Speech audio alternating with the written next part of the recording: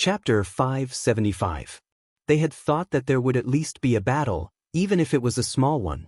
Who would have thought that under the witness of the Alliance's leaders and countless soldiers, the ferocious beastmen would surrender without any backbone?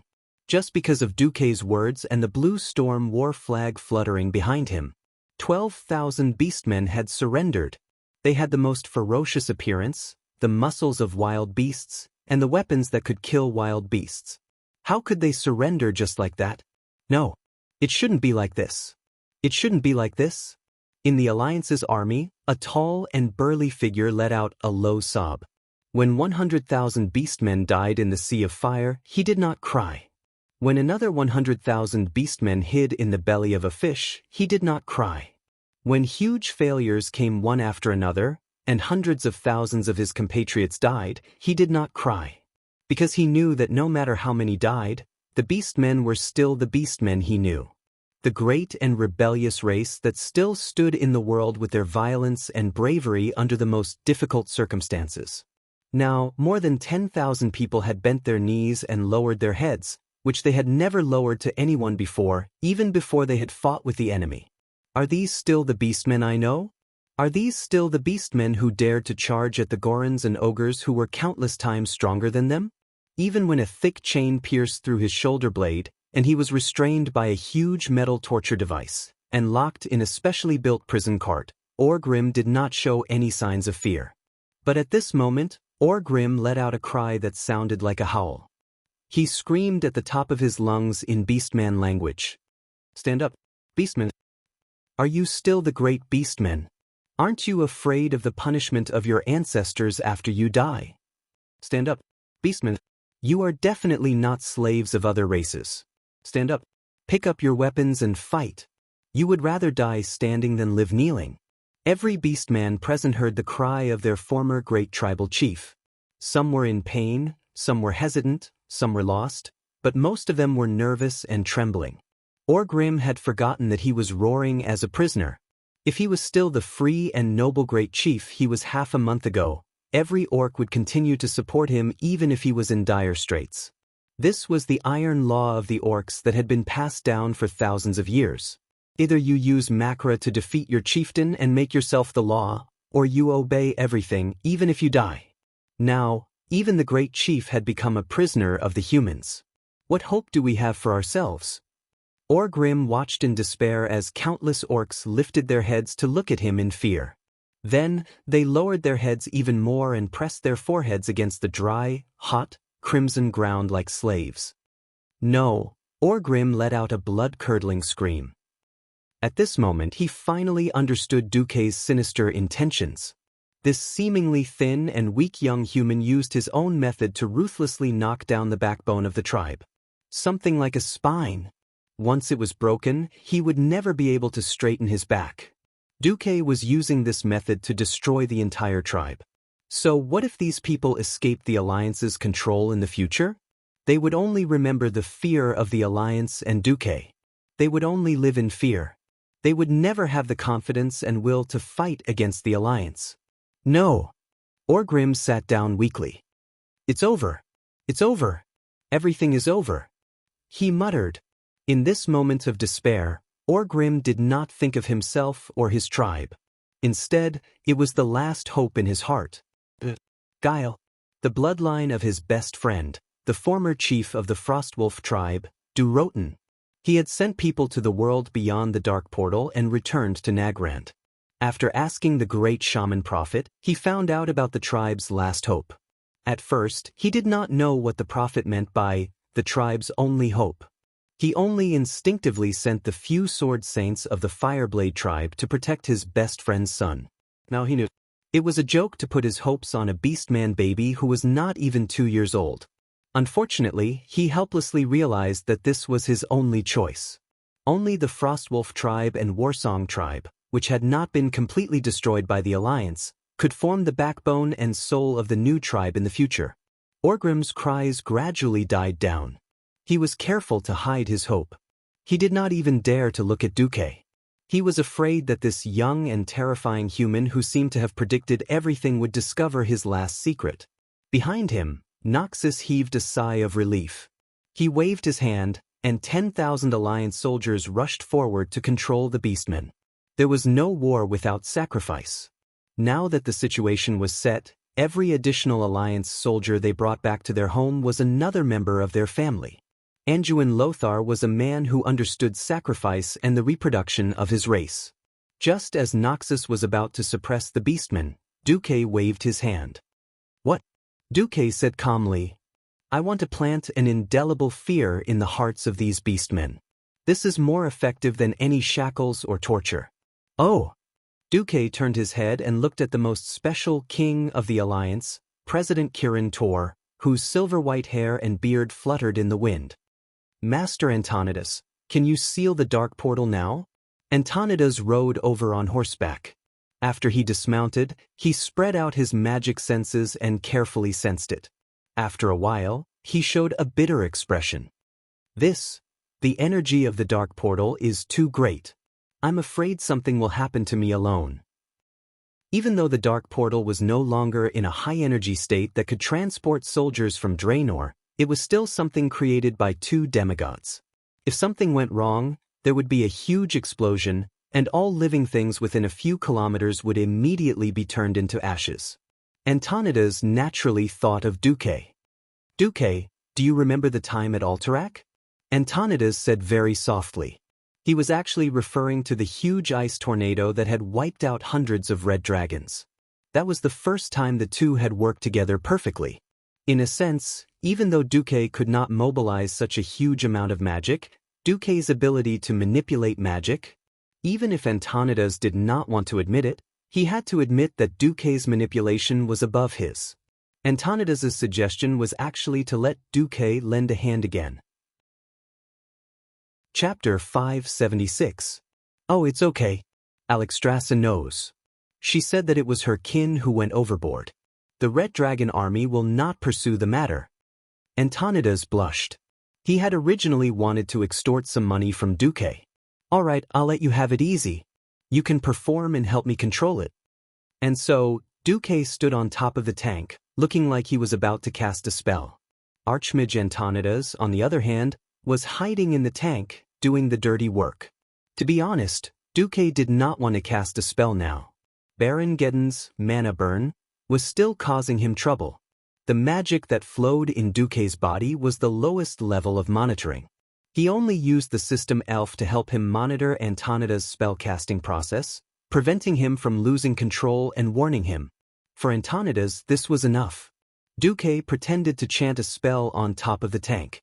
Antonidas, as well as the high-level Dalajan mages around Duque's tank, began to focus on summoning energy and filling their bodies with magic.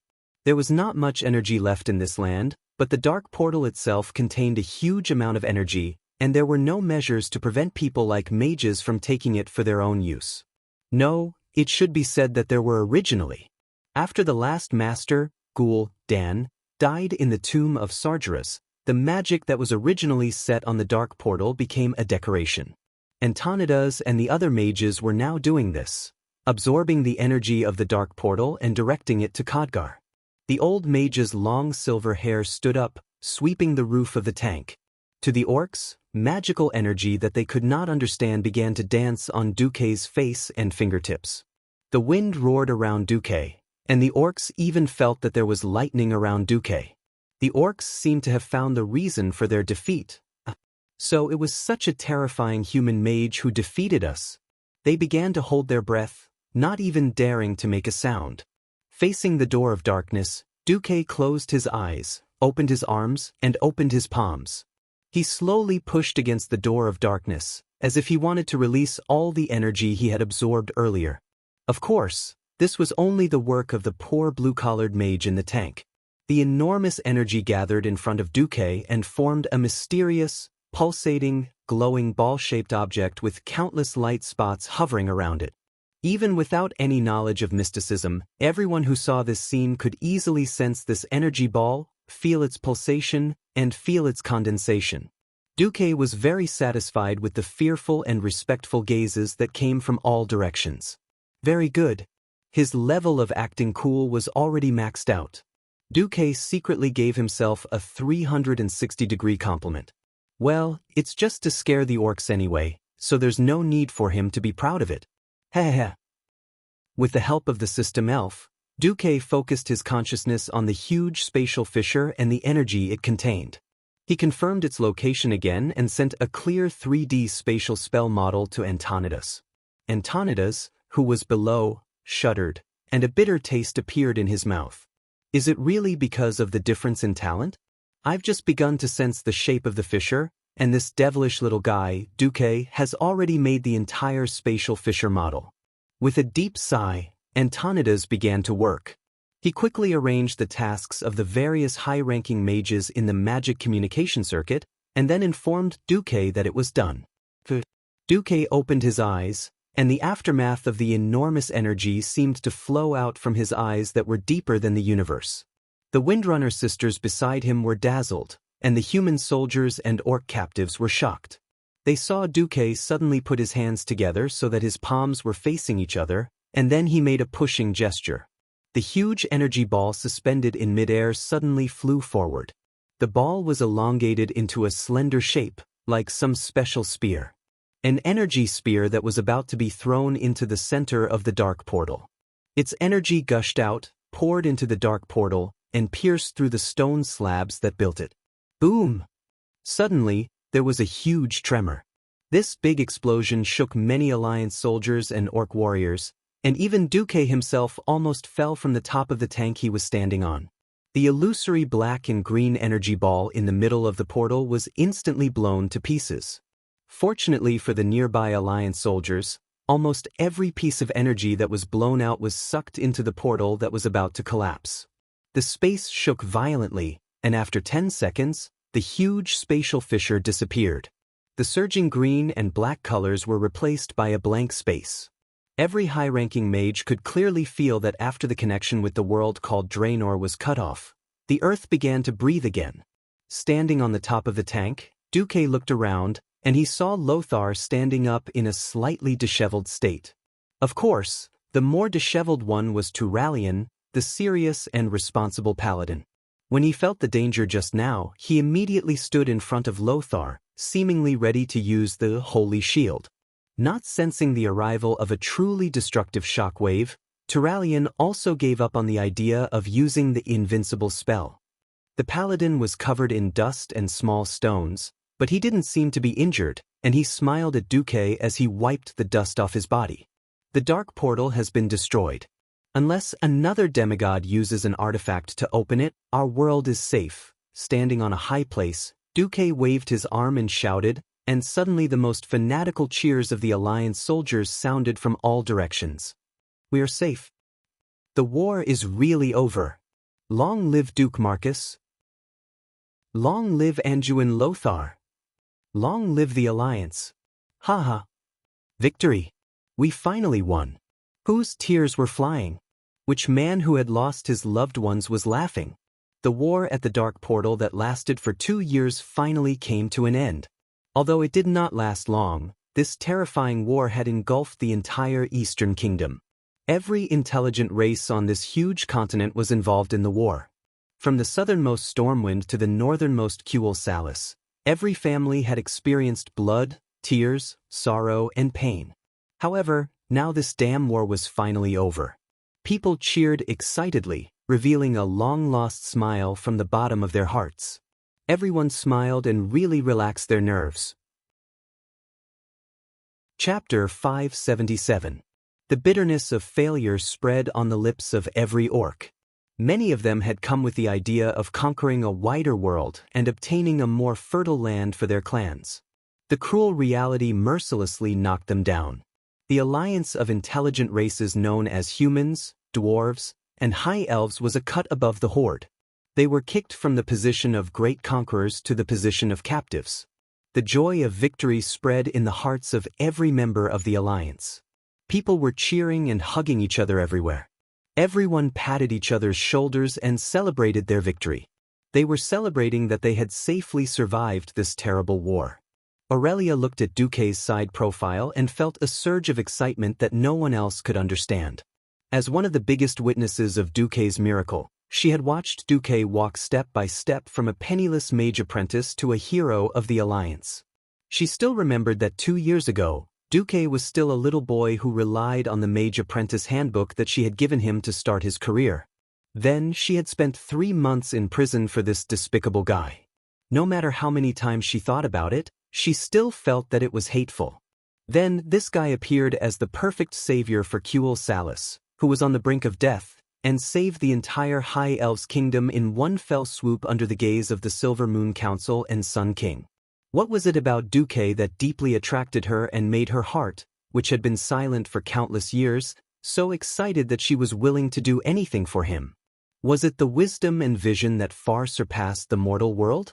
Was it the shocking aura that forced tens of thousands of soldiers to retreat with a single flag? Or was it the prestige that made tens of thousands of enemies surrender at the sight of a flag? It was neither. Or perhaps it was both. Women were complicated and contradictory creatures. Aurelia didn't know anything else. At this moment, she only knew that she loved Duque to death. "Hey, Duque." Aurelia suddenly spoke. She had an urge to kiss Duque, but at least 30,000 pairs of eyes were looking at them. This made her, who had always been dignified and elegant, feel embarrassed. She was wondering if she should let Duque go down to the tank. Who knew, Duque? I love you so much. Yes, something happened that made Aurelia angry, but also a little unable to vent her anger. Ignoring the gazes of tens of thousands of people, or perhaps it was because of her flamboyant personality that she dared to love and hate, Sasha actually made the first move. She held Duque's face, and under the gazes of tens of thousands of Alliance soldiers, she started kissing Duque passionately.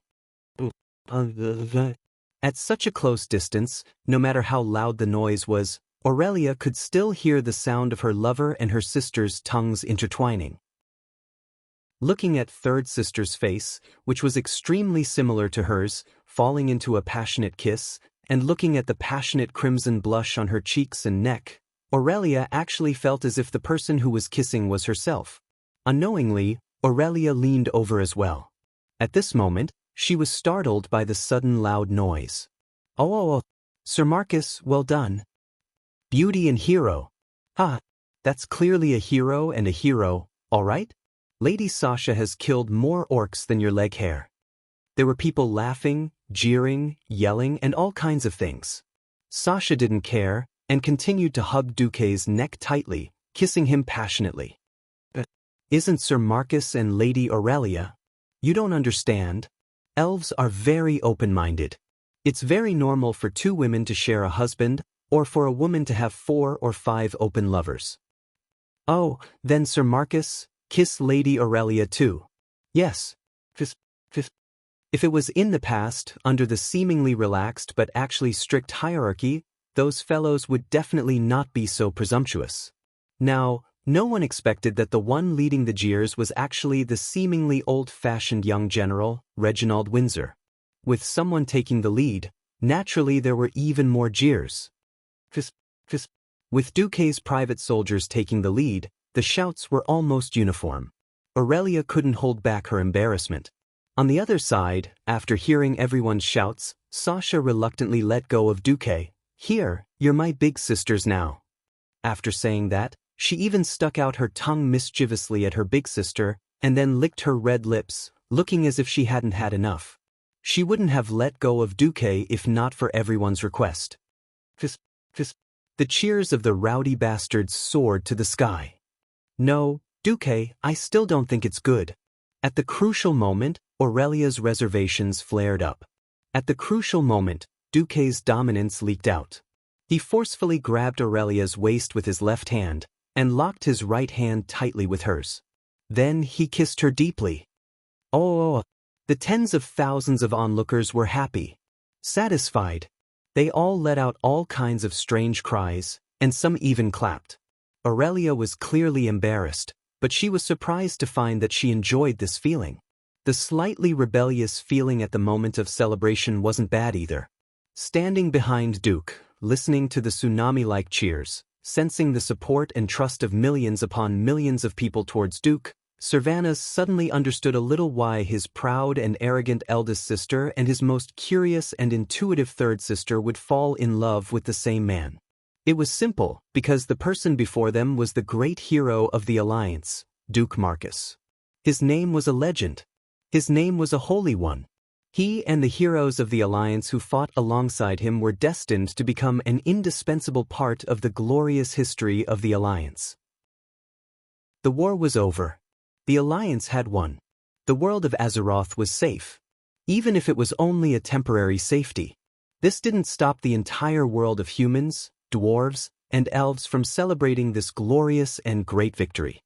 From the southernmost Stormwind kingdom of human civilization to the northernmost Quel'Thalas of the High Elves, from the westernmost Kul Ti'Rith that was alone in the sea to the easternmost Stromgarde that had just begun to rebuild its homeland. The news of the victory grew wings and spread throughout the entire Eastern Kingdom. In the taverns, during their leisure time, the most talked about was naturally the heroic epic of the legendary wizard and extraordinary commander Duke Marcus. Next was the Alliance commander Anduin Lothar, who dared to fight on the front lines. The Silver Hand who dared to launch a fearless charge against 200,000 orcs with a mere 12 riders. Uther, Tyrion Fordring, Sidon Dathrahan, Turalion, Gavin Rad Misfortune. These 12 paladins would become synonymous with courage for a long, long time to come. Mograine and Abendis, who still followed their duties and fought to the death on the front lines, also became the idols of countless young people. And Daelin Proudmoore, Lang Rin, Salas Trollbane, and Tonidas, these kings who fought on the front lines, all of their names would become holy. Chapter 578. Many people thought that fighting a war was a tough job. No, in fact, rebuilding after the war was a tough job. Thanks to Dudian's planning and ruthlessness, the number of orcs that were captured was far fewer than in history. No one knew exactly how many orcs there were. Perhaps even Orgrim himself didn't know how many orcs had come to Azeroth through the Dark Portal. There were many illiterates among the orcs, so the number of orcs that came to the world of Azeroth was generally counted by clans. Anyway, there were no less than 1 million orcs that came to the world of Azeroth. Other than the 20,000 or so orcs who had followed Kilrog Deadeye, Kargath, and the other chiefs to flee in panic, most of the orcs had perished here. As for the captives, there were only 25,000 people. In history, there were more than 200,000 orc captives. Just based on the Knight's creed of not killing captives, they had to build shelters for these captives and feed them to these gluttonous people. This caused the finances of both the Dalajan and Stormguard to collapse. Most importantly, the orc captives didn't buy it. In the following years, when the power of the Devil's blood gradually faded from the orcs' bodies, they became less violent and dangerous. Some of the moronic philanthropists who didn't experience the first and second Dark Portal completely disregarded how these orcs had massacred villages and cities in the human world, and how much damage they had caused. Instead, they cried out for the orcs who had been oppressed and enslaved by the humans. Of course, there was no such problem now. 25,000 orcs who had lost their will to fight. This was a standard that almost any of the 11 countries in the Alliance could handle. Moreover, according to Duque's suggestion, other than the broad-minded Rotterdam who was willing to accept 15,000 of them, the rest would be shared equally by the countries that didn't suffer serious losses. They would either provide money or manpower to build a shelter for the captives. Duque's family planning policy package for the orcs was also passed by a large margin during the Throne Conference. Just like in history, the Alliance finally decided to build a total of 3 small shelters in the Hillsbrad Hills and Arthi Highlands. Duque got Lang to agree to lend all of Stormwind's ships to Daelin temporarily, as Daelin wanted to bring a large force to strangle Thornvale to cause trouble for the goblins and the Blackwater pirates. It was because of these greedy goblins that the Horde had a large number of warships, almost causing the Alliance to fall. Perhaps he wouldn't start an all-out war with the gnomes yet, but he would at the very least extract a shocking amount of reparations from these deranged gnomes' pockets that would make them ache for many years. In exchange, Daelin transferred almost all of Kul Ti'Rith's civilian merchant ships and cargo ships to Stormwind to support Stormwind's restoration. In this era, reviving a kingdom with millions of people was not an easy task. Even though Duque had Edwin van Cleef make preparations long before the invasion of the southern continent, and even before the main army had landed in Stormwind City, Edwin van Cleef had already prepared the materials needed to rebuild Stormwind City. It just so happened that Stormwind City was completely destroyed, and the orc clan that controlled Stormwind City was a bunch of unromantic bastards. They tore down almost every wooden pillar in the city to make a fire, and piled up the stones to make a stable. The entire old Stormwind City, with the exception of Stormwind Fortress, was basically demolished. It needed to be completely rebuilt.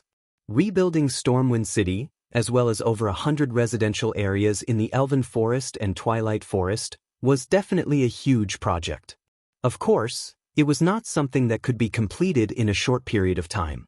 Logically speaking, as an expert in internal affairs, Duke should be busy from dawn to dusk, unable to deal with anything. However, most of the time, the higher-ups of Stormwind could only see the figure of Duque's butler, Makarov.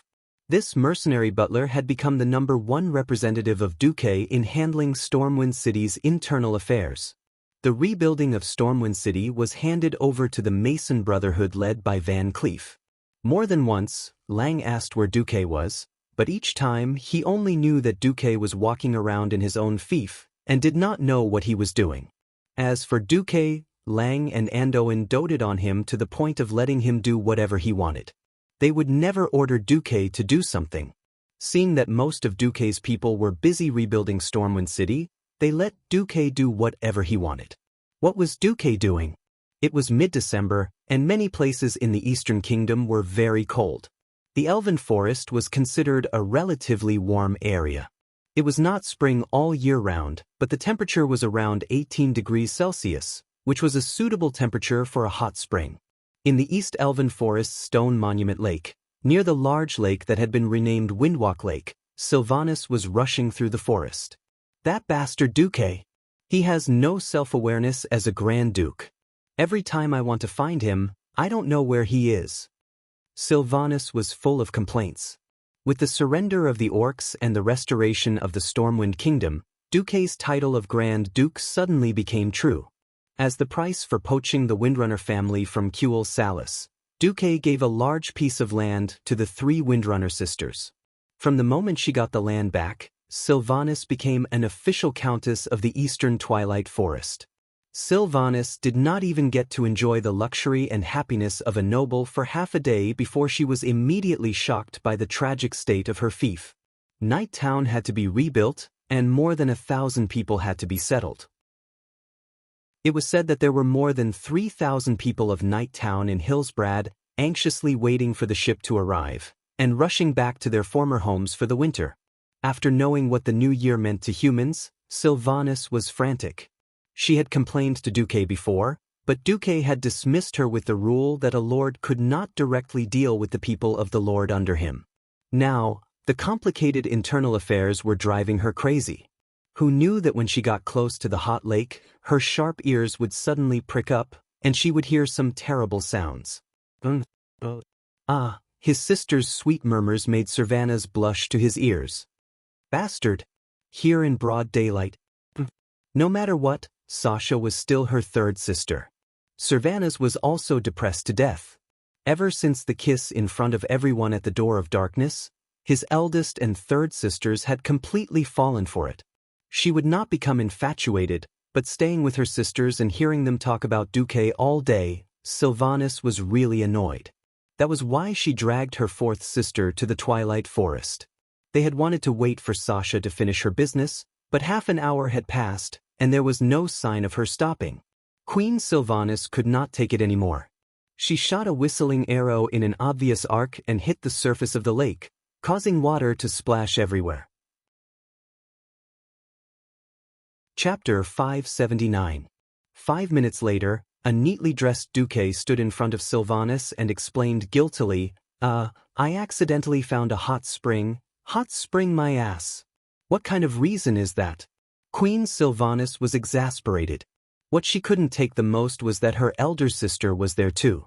So her elder sister had already been defeated and was lying dead on the round rock beside the hot spring. Now, her elder sister was so nervous that she looked like a little girl who had done something wrong and kept playing with her fingers. Give me a reason. Why are you so idle, Duque? Don't you know that millions of people in Stormwind are waiting for you to show off your internal affairs abilities? Are you going to let down King Euron and Marshal Lothar's expectations? Could it be that this is the true nature of the Alliance's hero, Duke Marcus, that I have high hopes for? After spitting out those words, Servanas felt much better. She didn't even realize that she seemed to be exasperated at his failure. She felt that there was no difference between this Duque and the Sun King Anastrian who had fallen into mediocrity after achieving glory. For some reason, although she was happy to see her sister and Duque getting along, she still felt a pang in her heart. Was it disappointment? Disappointment? Or did she hope that the Duque she acknowledged would be even more perfect? She didn't realize that she was actually hoping to hear an extraordinary and unconventional answer from Duque's mouth. Because I'm waiting for something big to happen that can affect the entire alliance. If I wasn't so idle all day, that person in the north wouldn't dare to make a move. Duque seemed to be hinting at something. Vanessa gently combed her slightly messy long silver hair with her fingers. Today, she was wearing a long white dress that revealed her back and a beige shirt. After a round of sex, she looked even more beautiful and alluring. Her second sister was a little embarrassed. Hee, I'm a countess, and there are more than 50 strong men looking for work in a small territory of Wind Lake. Do you think I'm a fool or blind? Where? Queen Sylvie asked. Unlike Sasha, who did as the Romans do, Illyria was still wearing a standard ranger outfit, but because the weather was a little cold, she wore a slightly tight-fitting green leather coat. I only know that they're from the northern Lordaeron continent. They all had very good excuses or cover-ups, but unfortunately, none of them knew that third sister and I could easily hear conversations from 1,000 meters away. Is it serious? Servanas subconsciously weighed her quiver. Ever since the end of the war, she could hardly find a use for her bow and arrows. Duque smiled and hugged the waists of the two beauties on his left and right, causing them to rebuke him. It's not the kind of battle you think it is. It's meaningless to get rid of these spies. In any case, what they wanted to confirm was that I won't interfere. It just so happens that I'm willing to spend some time with Aurelia and Sasha. What is it? Looking to the north, Duque sneered, a war without smoke, swords, and magic. Damn it. It's politics and schemes again. Servanas knew that it had nothing to do with her. Or rather, it had nothing to do with the Windrunner sisters. In fact, in the game's history, if she hadn't experienced that tragic death, Servanas wouldn't have awakened her talents for schemes. At this moment in time, she was still the slightly rebellious Windrunner ranger who loved nature and beautiful things. No. Actually, this has something to do with you. Duke wagged his finger a little proudly. Do you think it's comfortable to live in a wooden house built on the ground and made of chopped wood? Are you happy? Duke's words not only poked at the softest spot in Servanas' heart, it also poked at the hearts of the two sisters. With Duque there was love and many things they began to learn, get used to, and overcome. It was something that lovers of different races and habits had to face if they wanted to be together. They would endure and compromise, but that didn't mean that they would be truly happy. As elven rangers who loved nature, only the beautiful treehouse and the lush forest were their true loves. It wasn't the kind of treehouse made from a random tree, but from a real elven ancient tree. The feeling of breathing with the spirit of nature was something that couldn't be found in the post-war elven forest. In a daze, Servanas recalled the beautiful days when she sat on the edge of the treehouse dozens of meters above the ground, swinging her legs and humming. Servanas couldn't help but stretch her legs. Duque took a look. Yes, the legs were slender, with a graceful arc from the calves to the knees, and then to the thighs, showing off the roundness of the legs. Apart from fourth sister, whose body was still not fully developed, the long legs of the three Windrunner sisters were all devilishly beautiful. Duque only glanced at Sasha's slender legs, and then glanced at Aurelia's even more voluptuous breasts. He quickly looked away. No, if I become impulsive and become a beast, even God can't save me. Duque knew very well that Servanas didn't have any special feelings for him now. Duque sighed and stopped teasing them. The tree of life. When he said the word, the eyes of the three sisters shone brightly, starry-eyed. If I can get Alexstrasza to owe me a big favor, I can get a tree of life while maintaining my current close relationship with the Crimson Dragon Legion.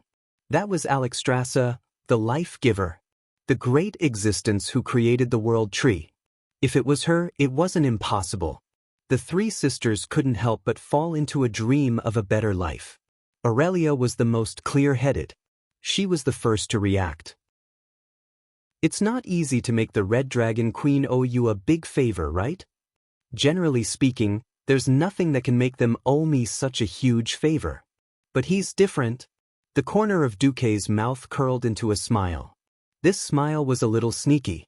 For some reason, Sasha really liked Duque's naughty smile. Speaking of which, the big thing that happened recently is that Lord Davar-Prester who appeared out of nowhere in Alterac, right? Sasha asked.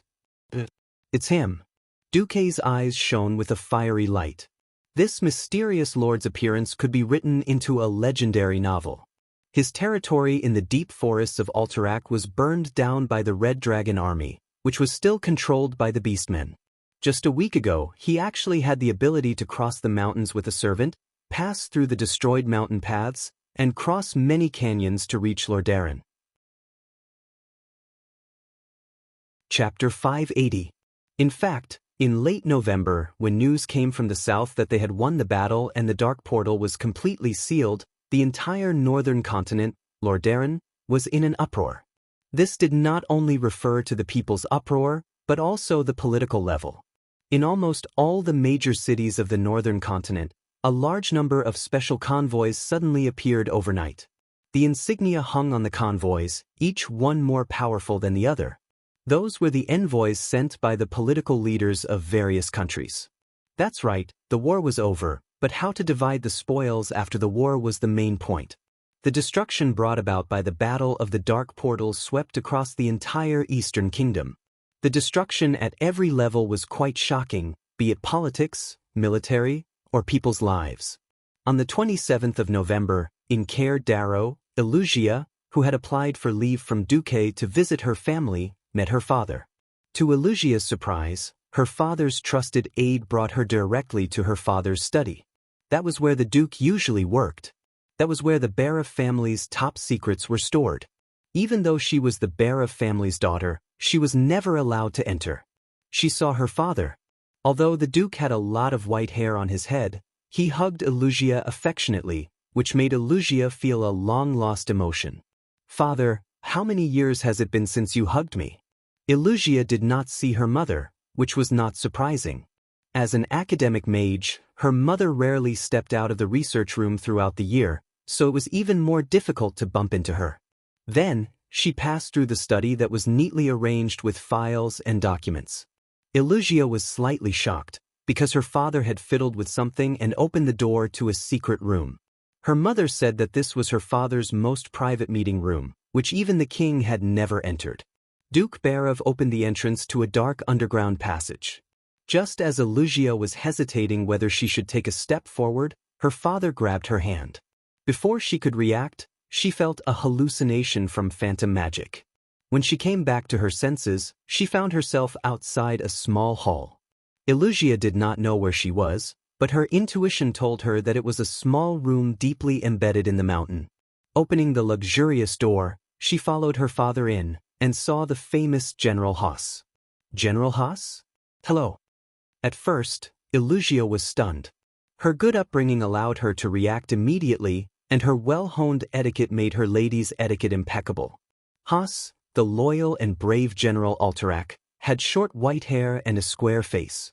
Ever since King Eden's rebellion against the Alliance failed, he had been leading the remaining Eagle Knights of Alterac to fight on the front lines against the Horde. Not being able to participate in the final battle of Black Rock Mountain was one of his biggest regrets. More than once, he sighed in public about not being able to participate in the final battle. However, why is General Haas here? Elugia, I'm discussing with your Uncle Haas how to maintain Alterac's independence under the threat of Rotterdam. The threat from Lordaeron? Independence? A series of nouns with a sense of unease emerged, causing Eleusia's heart to skip a few beats. Under the gaze of the two elders, Eleusia knew that they were waiting for her reaction. Is the situation really that bad? I know Tyrrhenus. His kindness on the surface cannot hide his ruthless nature. He will make a move on Alterac, and this is the only chance to make up for Rotterdam's losses in the war. General Haas's voice was clearly heavy. It was hard to believe that this was coming from the mouth of a pure warrior. Duke Barov continued, "We have analyzed many scenarios, and the most ideal one is for you to be crowned the Queen of Alterac." Queen? Eleusia was so shocked that all the muscles on her beautiful face froze. "I'm sorry. I don't understand. Why do you want me to be a queen? Child, do you like Duque?" Another voice floated in from outside the door.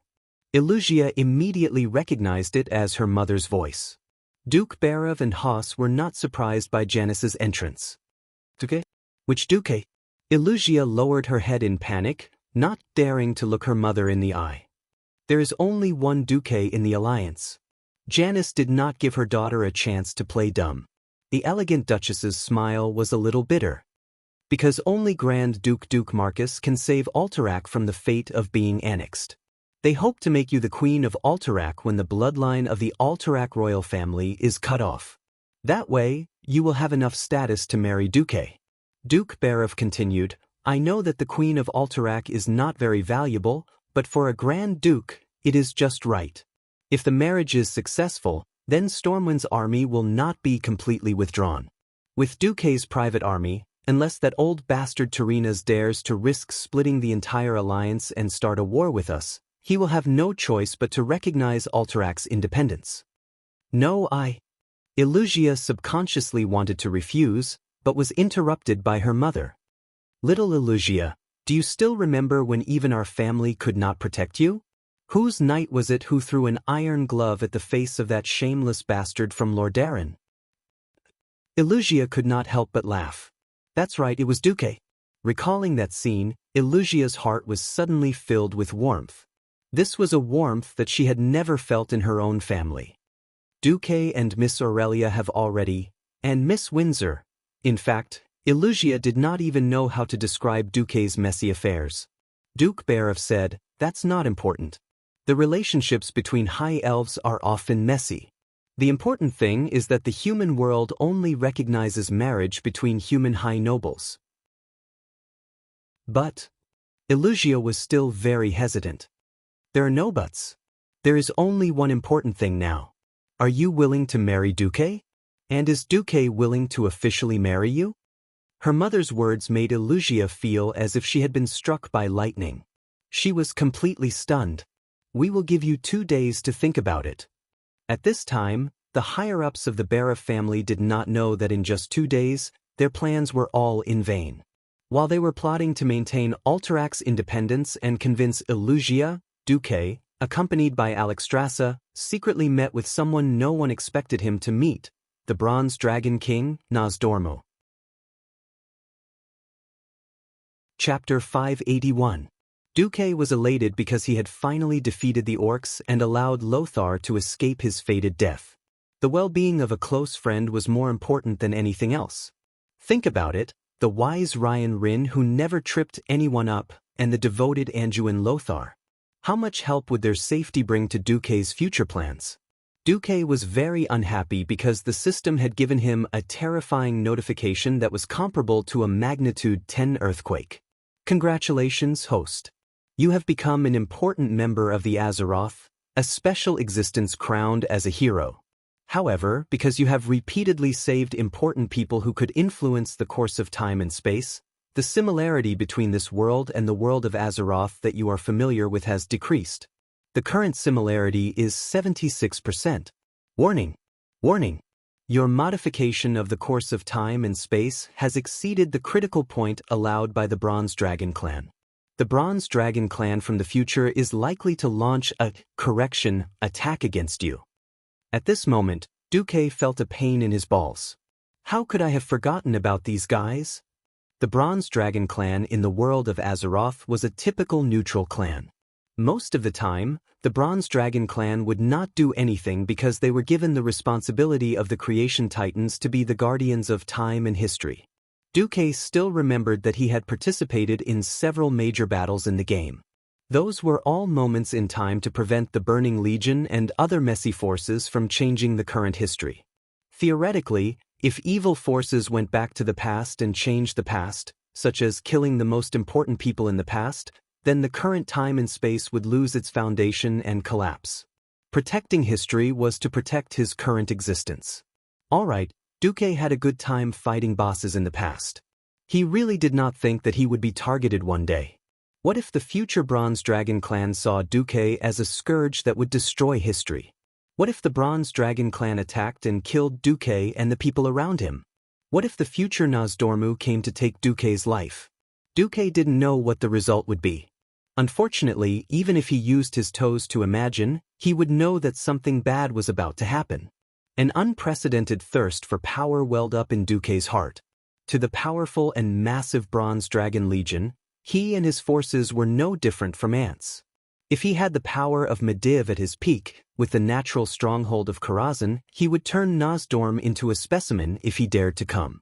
But now, Duque would never allow a bunch of idiotic bronze dragons who only knew how to correct history to restore what he had built with his own hands. If everything was reconstructed according to history, his subordinates, Windsor and Van Cleef, would die first, followed by Lang and Anduin, and then Elusia. What Duque could not accept was that Aurelia would have died in the expedition to Northrend a few years later. Could he accept it? Whoever accepts it is an idiot who gave birth to a son of AB***. In the empty room, Duke cursed in one breath, feeling much better. Fortunately, he had the system. Otherwise, when the bronze dragons came to his door, Duque might still be in a daze. After venting his anger, Duque began to sober up. He began to carefully analyze the cards in his and the bronze dragon's hands. He seemed to have some ideas, but it was not enough. No, before I become stronger, I have to buy some insurance. Duque sent a magic message to the Red Dragon Queen. Yo, Alexstrasza, how have you been? Duque. My side is still the same. I heard that you won, that's amazing. I almost thought that without the support of the Red Dragon Legion, you wouldn't be able to win against those damned green-skinned creatures. Alexstrasza's face was full of surprise. They're just green-skinned creatures, I can do whatever I want. That's right, Zuluhid, who was responsible for enslaving you and your people, was also killed by us. Well done. The queen gave Duque a thumbs up. By the way, why are you looking for me? Can't I look for you if I don't have anything? You asked me to drink with you? The queen's yellow pupils shone with a shrewd light. Duque's expression turned ugly. Because he remembered this guy's terrible drinking behavior. Love in the chest. Tui. It's so boring to just drink. I actually found something, but I'm not completely sure. I'm less than 50% sure. Your thing is, when Duque finished telling Alexstrasza, the Red Dragon Queen turned pale with fright. She said seriously, this is definitely not a small matter. Even if it's only 50%, it's already very high. I'll go call them. Under Duque's guidance, Alexstrasza first went to the Queen of Dreams, Isra, and then to the King of Magic, Malygos. Finally, she contacted Nozdorm.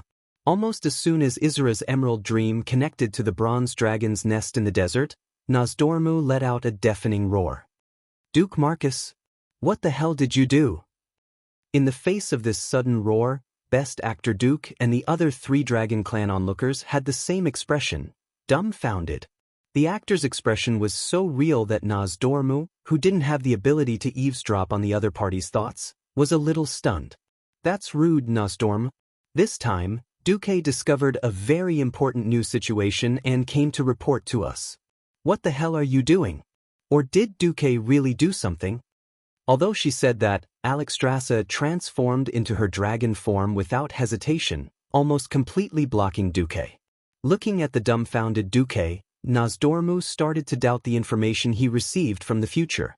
Although the future guy's words were a little serious, Nozdormu was a little conflicted.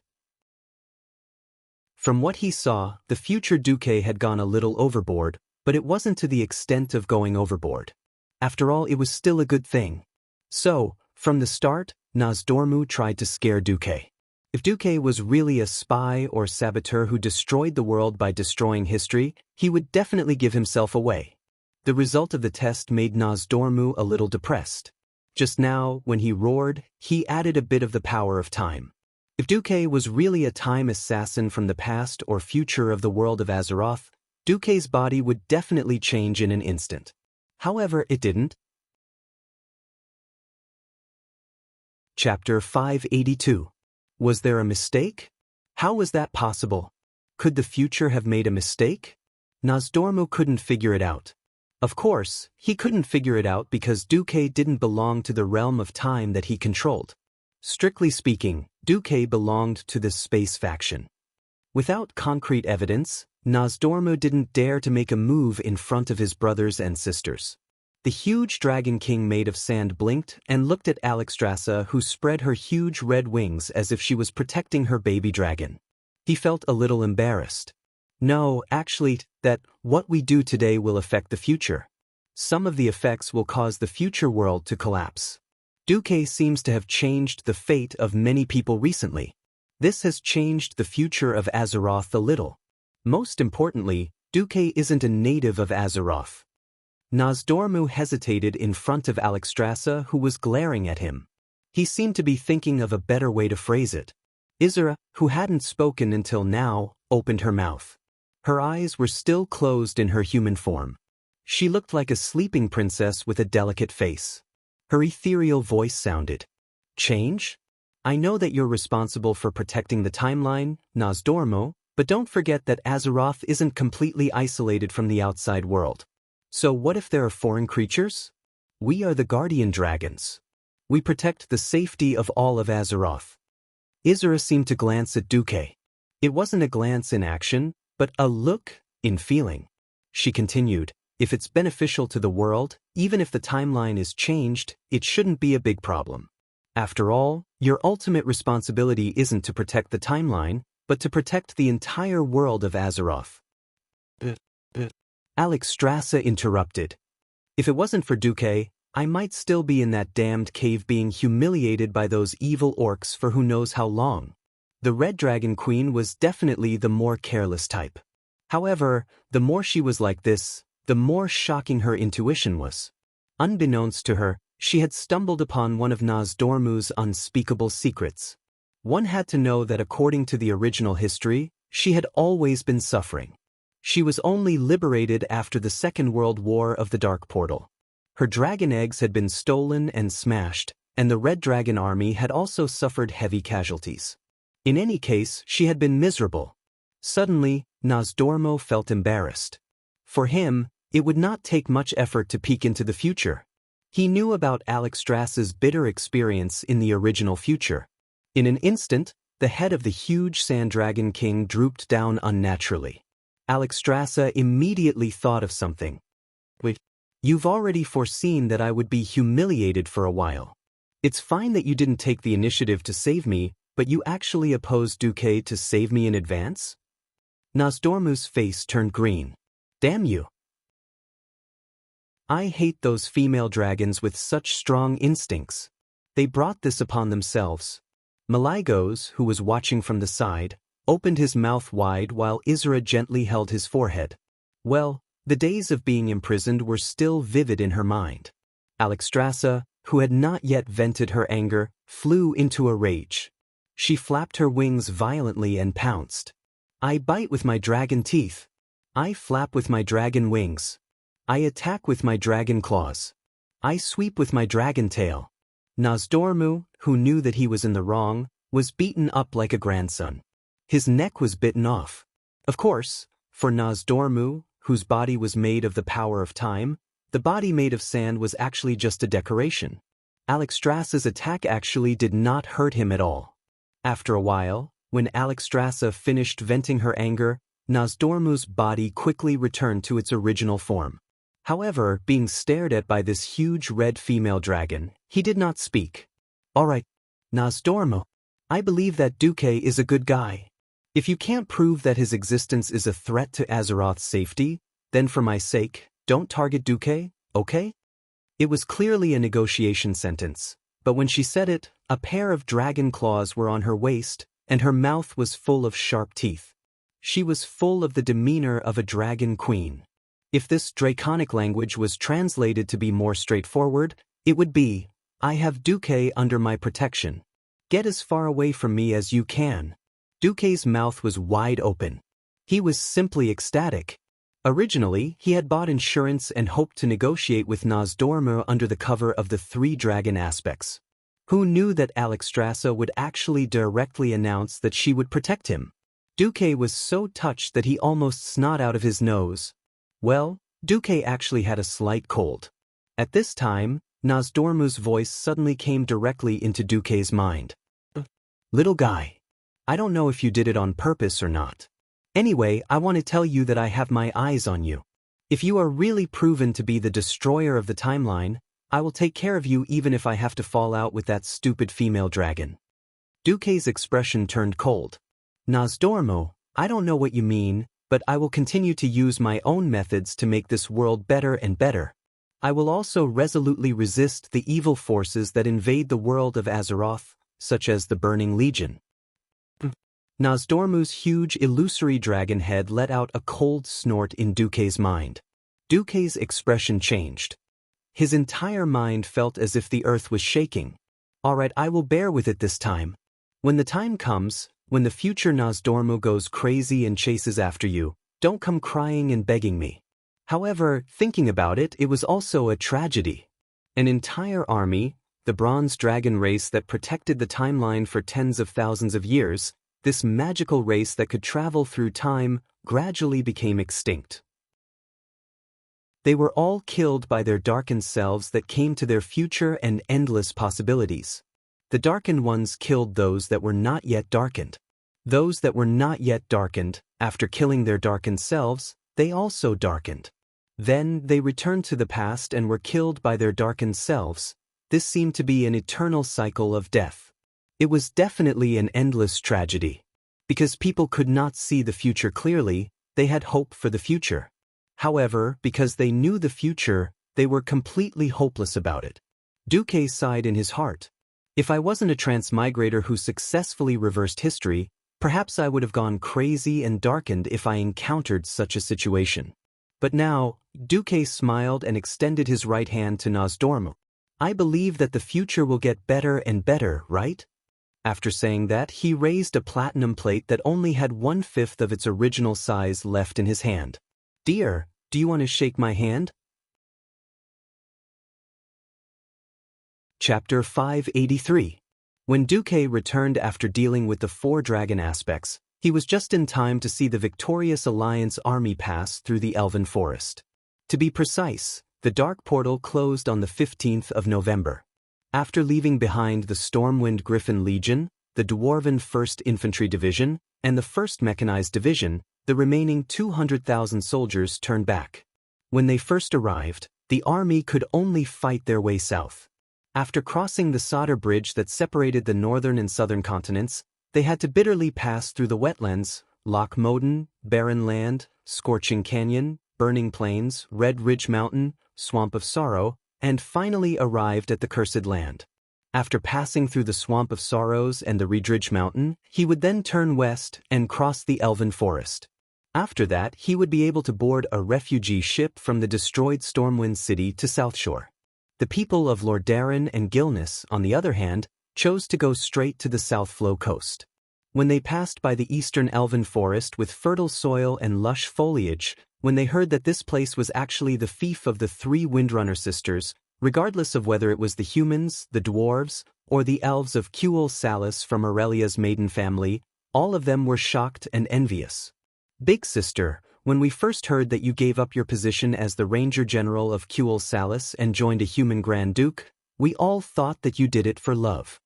Even though he had been promoted to Ranger General, Hadgeron Mingi was still a junior to Aurelia. It turns out that being willing to sacrifice everything for love is just a lie. Rothelma Theron stood on the hill with her hands on her hips. She looked at the majestic and vast forest in front of her and felt a little unhappy. He had only managed to become a general, But on the other side, Aurelia had already found a good dock. In an instant, she was equivalent to a Grand Duke. Aurelia was the Countess of the Eastern Elven Forest. Her fiefdom, a third of the Silvermoon Council's members added together, was about this number. At this moment, the Elven Rangers of Quell, the Lus, almost had the urge not to go back, but to change sides and follow Illyria. I didn't think that Duque would really give me such a large territory. I thought it would be nice to have a small village. Aurelia was embarrassed. The faces of the Quell Salis elves darkened. How did you get to this point so easily? For thousands of years, countless counselors in Quell Salis had racked their brains and used all their power to squeeze into the Silver Moon Council just to get 100 or 200 acres of land. Duque face-bombed.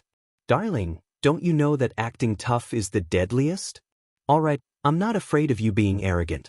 I'll give you full marks for this. Anyone with a discerning eye could see that this had nothing to do with her being Duque's woman.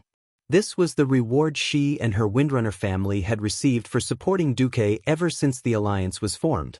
On the other hand, the four sisters had personally killed more than 10,000 tribes. Such a magnificent battle record left the bystanders speechless. But isn't this too good? The fief was hereditary. Unless they committed treason, the king had no right to take back the fief. To put it bluntly, in 100 years, when the royal family weakened and wanted to become an independent country, the royal family wouldn't be able to say no. Of course, no one knew that Lang and Andoin had made the decision to let Duque be independent even if he wanted to. Every elf had an envious look in their eyes. Without comparison, there would be no harm. Looking at Aurelia's fief of more than 10,000 square kilometers, the Rangers of Quell Salis all suffered more than 10,000 points of psychological damage. No, please allow me to record a video with a magic crystal. I'm going back to teach those fellows from the Silver Moon Council a lesson. Hadgeron Brightwing announced his plan wickedly. There was laughter on the spot. Be careful that the Silver Moon Council doesn't find trouble with you in the future, Rose Selma teased. If you're so capable, tell Quell Salis to abolish the Rangers in the future. Hadgeron said stubbornly. All good things must come to an end. After learning that Duque and Aurelia were going to stay in their fief for the time being and not go back with the rest, Hadgeron and Rose Selma both looked slightly sad. Glancing at Sasha and the others, Hadgeron asked, Big sis, will you all come to the victory ceremony at the end of next month? Of course. As Aurelia answered calmly, she gently held onto Duque's arm. This was a declaration of identity. She, the heroine recognized by the Alliance, would come. According to the agreement, she would also wear Quell Salis's Ranger General uniform that day. This was the last bit of shame for the High Elves. In fact, everyone knew that Aurelia would attend the ceremony as the Countess of Stormwind. Hadgeron and the others left, leaving only Duque and the others here. After returning to Karazhan and dealing with Khadgar, who had become as clingy as a puppy due to loneliness, Duque had a rare leisure vacation. He could do some shameless things with Aurelia and Sasha from time to time. They had been at war for almost 2 years. During the war, the future of the entire alliance was on their shoulders. There was no way they could relax. Now that they finally had a break, Duque naturally took this opportunity to relax. To the politicians of the northern kingdoms, what they were most worried about did not happen. Duque, the most influential person in the entire alliance, did not seem to have any plans to interfere with the situation in the north. Country bumpkins will always be country bumpkins. He's probably so happy that he's forgotten who he is after seeing his huge fief. But that's fine. Many politicians thought the same. Then, on the 30th of November, an unexpected messenger came to visit. The messenger was Elucia's mother, Janice Barov. Welcome, Lady Janice. It's a pleasure to meet you, Duque. Thanks to the Barov family's help when the Stormwind refugees first arrived in South Sea Town, as well as their conversation, the two of them were not so distant. She seemed to know that Duque was not the kind of politician who liked to beat around the bush, and also knew that the family's thoughts could not be hidden from this terrifying young man in front of her. After some small talk, Lady Janice went straight to the point. Janice took a sip of black tea. She was slightly surprised that she could drink such authentic Lordaeron black tea in Stormwind, which had just started to rebuild. Do you know the situation in the north now? Tyrrhenas is likely to use this victory ceremony as an opportunity to find a way to get his hands on Alterac. Duque smiled slightly. Are you talking about Lord Davor Prister? Chapter 584. Janice was a little surprised. It seemed that Duque was not as indifferent to the internal affairs of the Alliance as the rumors said. According to the Alliance Declaration, the moment the Dark Portal was destroyed and the Horde was defeated, Anduin and Duque automatically lost the authority to command the armies of the various countries. All military ranks in the Alliance were temporarily frozen until there was a new threat and they were forced to activate the Alliance again. This was only in the military field. In the eyes of the kings, there were only two commanders in the Alliance, Anduin Lothar and Duke Marcus. Mograine wasn't bad, but he was only at the level of not bad. He wasn't a real commander. As for Duque, after leading the army to save so many kingdoms, almost all of the 11 countries in the Alliance had to respect Duque. This was the main reason why the Bara family was so eager to get Duque on board the ship of Alterac. After the food purchase incident, Janice did not pay special attention to Duque. It felt like in just a moment, the seemingly immature kid that King Lang randomly conferred as a duke had grown into a giant that the Bara family and even Alterac had to look up to. Now that Duque directly mentioned the name that the Bara family and even the remaining forces of the Alterac kingdom were afraid of, Janice understood that Duque was not really content to be the Storm Duke. Janice's feelings were a little complicated. Duque's foresight, which had been proven time and time again, also made the Bara family's heart palpitate. Even her husband Alex had said that even if they succeeded in making Duque the son-in-law of the Bara family, he would not know if it was a blessing or a curse. Unfortunately, the threat from Rotterdam was the most real. Seeing how Duque had disregarded the past and saved Cuel Salis, she could only bet on the fact that Duque was a person with high sentiments. Janice sighed. Since you already know, I hope that you can tell me personally as Lucia's mother. What should we do with Alterac?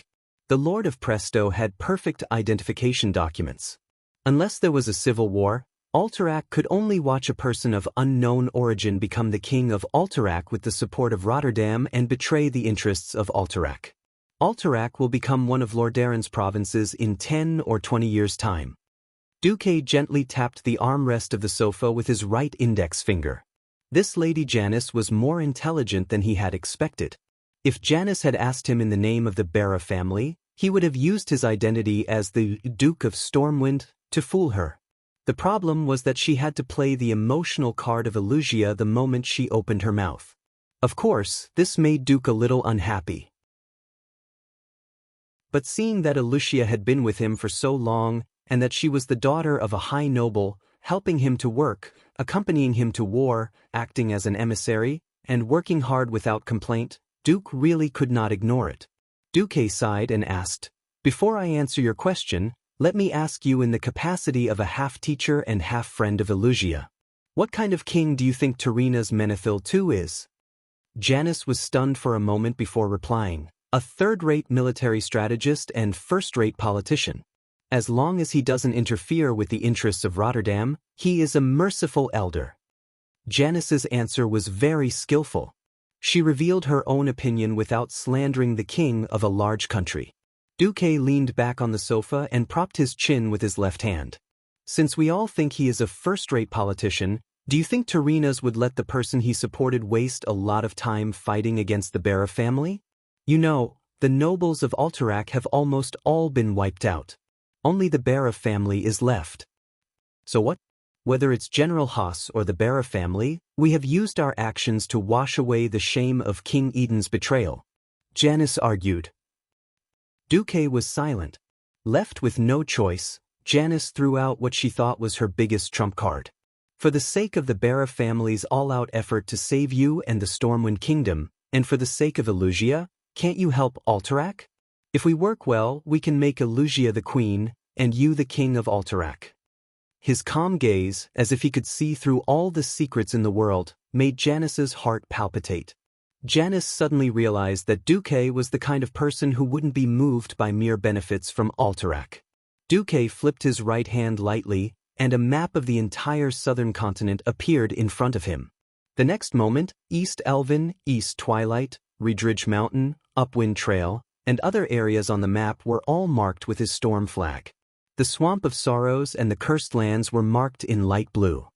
He threw out a sentence that almost shocked Lady Janice out of her wits. If I'm willing, Rin and Lothar will support me in establishing a nation with these areas as my territory.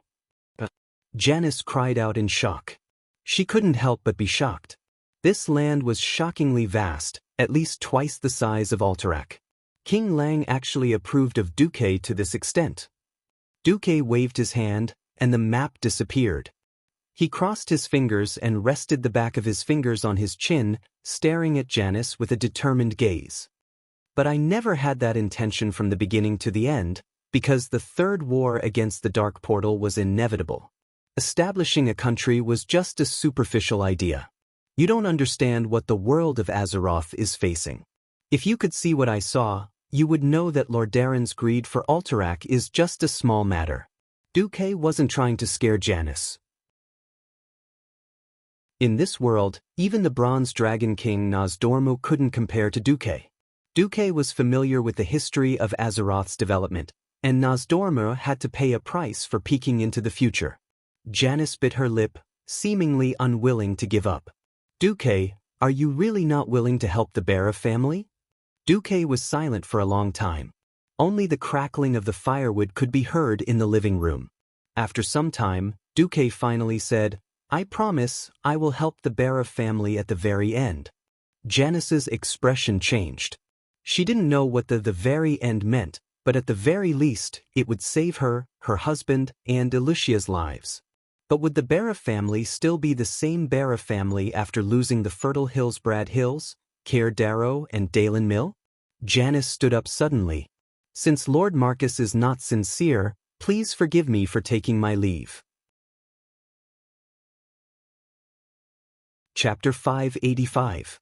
Lady Janice had gone, very secretly. Whether she came or left, she did not alert the Windrunner sisters. Duque, on the other hand, continued to play with Aurelia and Sasha as if nothing had happened. That was until mid-December, when Duque found a hot spring by the Windwalker Lake and saw Aurelia and Sasha wrapped in a bath towel. He couldn't hold it in and was caught by Sylvanas. After Duque used the Tree of Life to divert the three sisters' attention, the topic naturally turned to Lord Davar Presto. Wait, why would a human lord make Alexstrasza owe you a favor? The atmosphere had been good, but Sylvanas suddenly changed the topic. Yes, even the uncles in the tavern were bragging that Lord Davar Presto might inherit the throne of Alterac and marry Elucia. Duque, are you really going to let Elucia marry the next king of Alterac who popped out of nowhere? Hearing this, Aurelia immediately pulled a long face, and the demonic aura descended again. She didn't say anything, and just walked over and sat in front of Duque. She crossed her arms and tucked her palms under her armpits, as if saying, I'm waiting for you to explain. If I'm not satisfied with your explanation, don't blame me for flipping out. Duque still held his chin and smiled. I suddenly realized that Aurelia is quite cute when you're angry. Don't interrupt. Do you know what I want to ask? Aurelia was fuming. At this time, Sasha came in as well. Sis, maybe Duque has his own difficulties. Sasha, don't give in to him all the time, okay? You'll spoil him too much. Aurelia was a little angry that she even scolded Sasha. She turned her head. All right, tell me, are you really not going to help Elucia? Duque spread his hands. Speaking of which, wasn't the original focus of the topic the Tree of Life? How did we end up on top of Elucia? Aurelia rage +1. Duque gave up on acting. Alright, in fact, Elucia's mother, Janice, came to me once a while ago. The Bara family wants to make Elucia the queen of Alterac, and then make me the queen's husband. They want to use my influence as the Alliance's vice commander to fight Tyrannus. Aurelia was a little stunned. Elucia, whose marriage was used as a political tool, was pitiful, but the nobles of Alterac were not kind either. What's more, he wanted Duque to marry Alucia? What about the positions of us sisters? Aurelia was immediately unhappy with the Bara family. On the other hand, she knew that Alucia had helped Duque a lot, so Aurelia was very conflicted at this time. Duque, are you really going to marry Miss Alucia? Sasha felt like she would immediately cry if Duque gave her a definite answer. How could I abandon you and Aurelia for a mere king?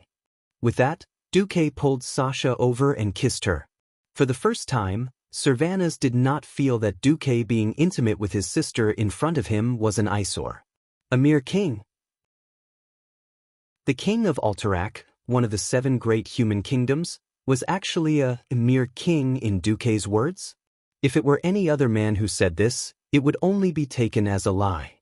Duque was different. He really had the right to be a king. However, he rejected it.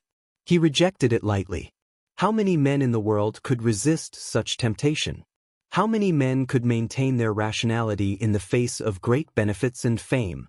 Duque's tone was relaxed and cozy, but the 3 Windrunner sisters felt a heroic aura coming from him, making their bodies tremble with excitement.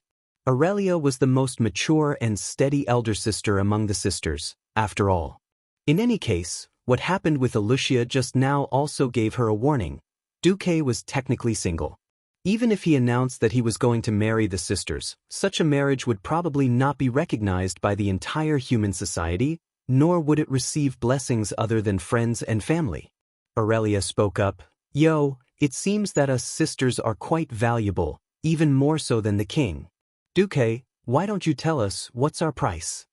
Duque was slightly stunned. He suddenly understood why Aurelia would attack him at this time. At this moment, Duque was possessed by a movie star. At this moment, Duque was possessed by Stephen Chow. Duque held Sasha's hand with his left hand and moved closer to Aurelia. Then he held Aurelia's hand with his right. Of course, the words were copied, but after some slight changes, they clearly reflected Duque's current feelings. Duque looked at the 2 beauties who looked alike, and raised his head 45 degrees to the sky, deeply in love. Right now, there are 2 sincere loves in front of me, and I have decided to cherish them. Because I am afraid that if I lose them, it will be too late for me to regret it. This is the most painful thing in the world. If the goddess of fate forces me to use weight to weigh these 2 loves, then on the other side of the scale, I will put the entire planet Azeroth on the other side. If I have to add a time limit to these 2 loves, I hope it will be 10,000 years. There was no Stephen Chow in this world. Naturally, no one would have heard the original version of the love declaration, and no one would have been touched by the popular and widespread. Aurelia was stunned. Cervantes was stunned. Sasha was stunned. The 3 Windrunner sisters all froze on the spot as if they had been petrified. They forgot to breathe. They forgot about time. They forgot about the world. How much does a girl want her love to be? Let me ask you, is half of the world of Azeroth enough? How long is a love's time limit? Let me ask you, is a lifetime of 10,000 years enough? If one were to say that she had left her homeland for Duque, and Duque had given her land in return, it would only be to shut people's mouths. In reality, it wouldn't bring Aurelia any satisfaction. But this time, Duque's vow really touched Aurelia's soul. At this moment, whether it was Aurelia or Sasha, they both felt that even if Duque was lying to them, they would be willing to die for it. Moreover, Duque's eyes were filled with sincerity.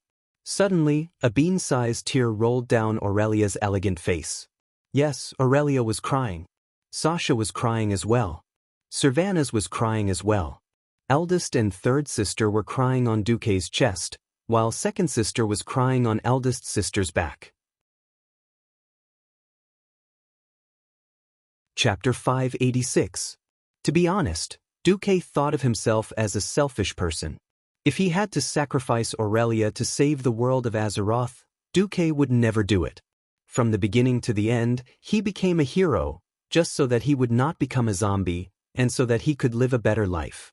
Of course, it was purely because Duque did not mind saving the world while protecting himself. That was why Duque became the hero of the Alliance.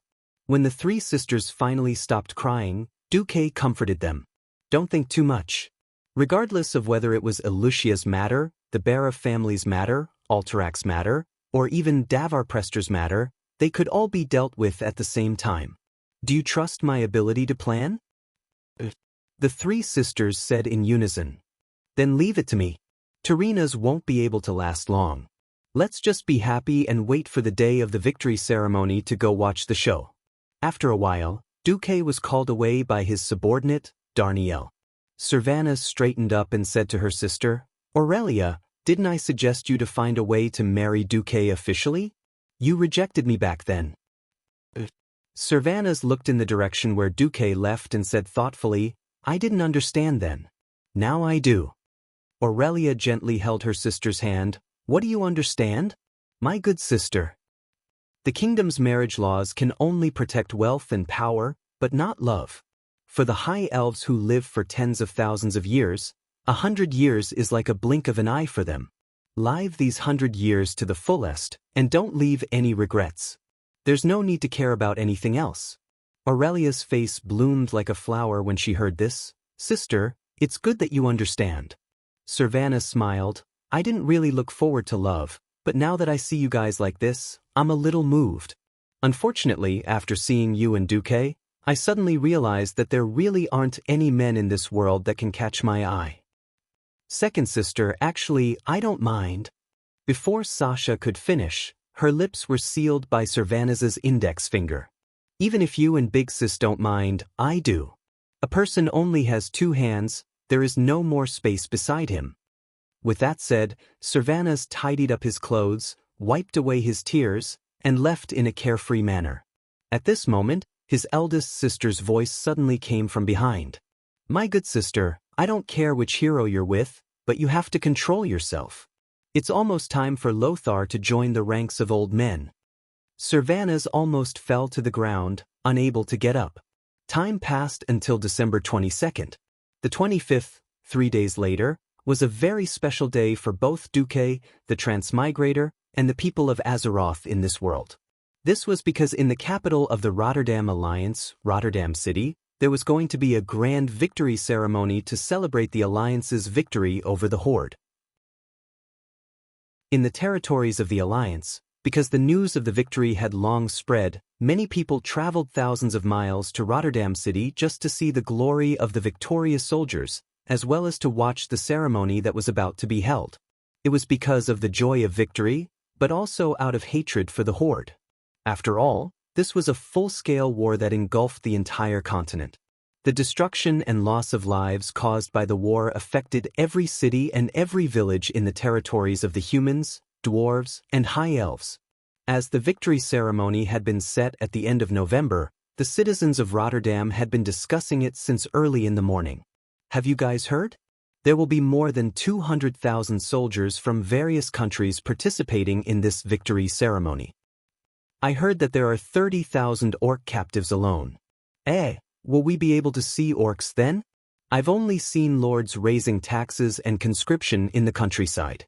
I've never seen what orcs look like. I heard from the nobles that as long as you dare and can afford it, you can buy an orc slave to chop trees for you. We also heard that there seems to be an election for the king of Alterac this time. The former king, Eden, was killed after betraying the alliance. That human traitor Piranad. He deserved to die. All kinds of thoughts were intertwined.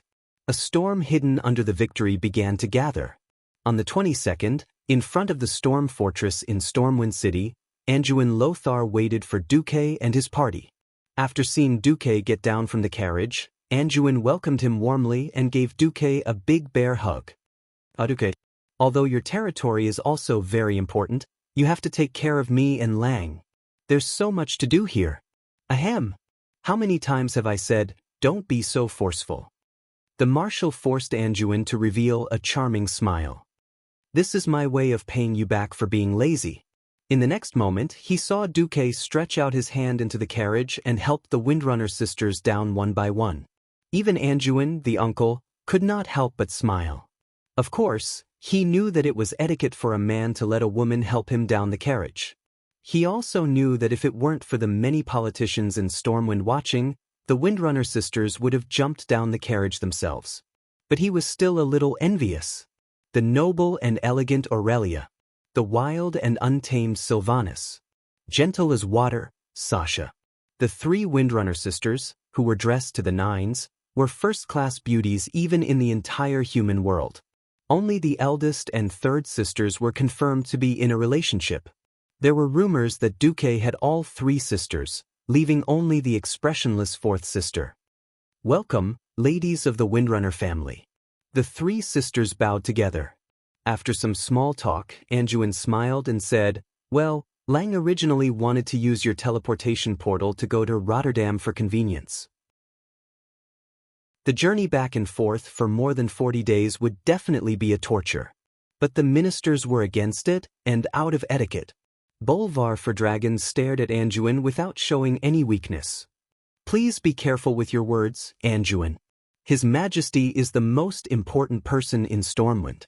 Before there is proof that the teleportation portal is absolutely safe, this kind of reckless behavior is not allowed." All right. I'm not the king. I can be lazy and use the teleportation portal, right? If there's a choice, I hope that you and Duque will be careful. Bolvar meant that Duque should just use the teleportation portal and fly around randomly and not involve the other important people. Duque smiled bitterly. After all, this was not the era where even soldiers were sent through the teleportation portal. It was useless to say anything now. Chapter 587. Anduin also knew that he could not win against Bolvar. In fact, Bolvar, the noble duke, had always been the first choice to stay in the country when the three of them were not around. There was no doubt about his loyalty. Unfortunately, Bolvar was too inflexible and inflexible. Anduin shrugged. "If I could, I would like to bring the entire Storm Knights with me. Terenas is such a miser. He only gave us a quota of 1,000 people for the military parade. If we go beyond that, we'll have to be responsible for our own rations."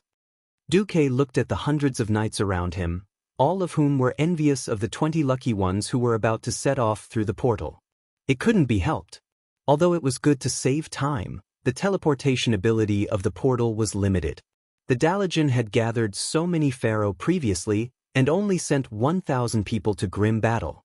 They could either follow King Lang's example and set off by ship 20 days in advance, or they could reduce the number of people. Anduin suddenly realized that Duque seemed to have brought a lot of people, and it seemed that they were all going to the victory ceremony. "Wait, Duque, how many people can you send to Rotterdam at one time?" 20 people. Duque said nonchalantly. As soon as he finished speaking, the faces of the knights behind Lothar, who had already put on their ceremonial robes, immediately sank. Damn it, there were ladies and maids on Duque's side, as well as Gavin Rad, Casa, and the other knights. There were almost 20 people here. Wouldn't that mean that only Lothar could be brought along?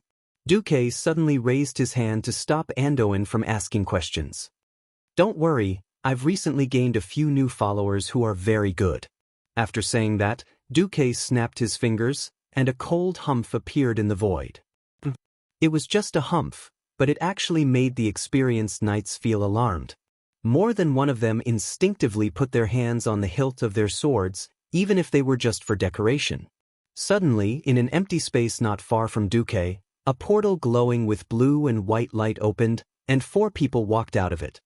"This is Lady Legolas," Duque said as he pointed at a red-haired female knight with an impressive bust that almost broke the Stormwind uniform. "Hi." The greeting of this tall and voluptuous lady caused a commotion among the knights. Duque pointed to the second person. It was a petite elven lady who wore an emerald green ranger outfit that revealed her sexy belly button. But strangely, she didn't have a bow on her back, nor did she have a weapon on her waist. Moreover, her eyes were closed from beginning to end. "This is Miss Sarah. Actually she's a druid." "Hello, everyone. I'm Sala." Her weak voice made the knights want to protect her. There was another commotion. The third was a bronze-skinned male elf with a single ponytail and a single shoulder exposed. He was dressed like a warrior.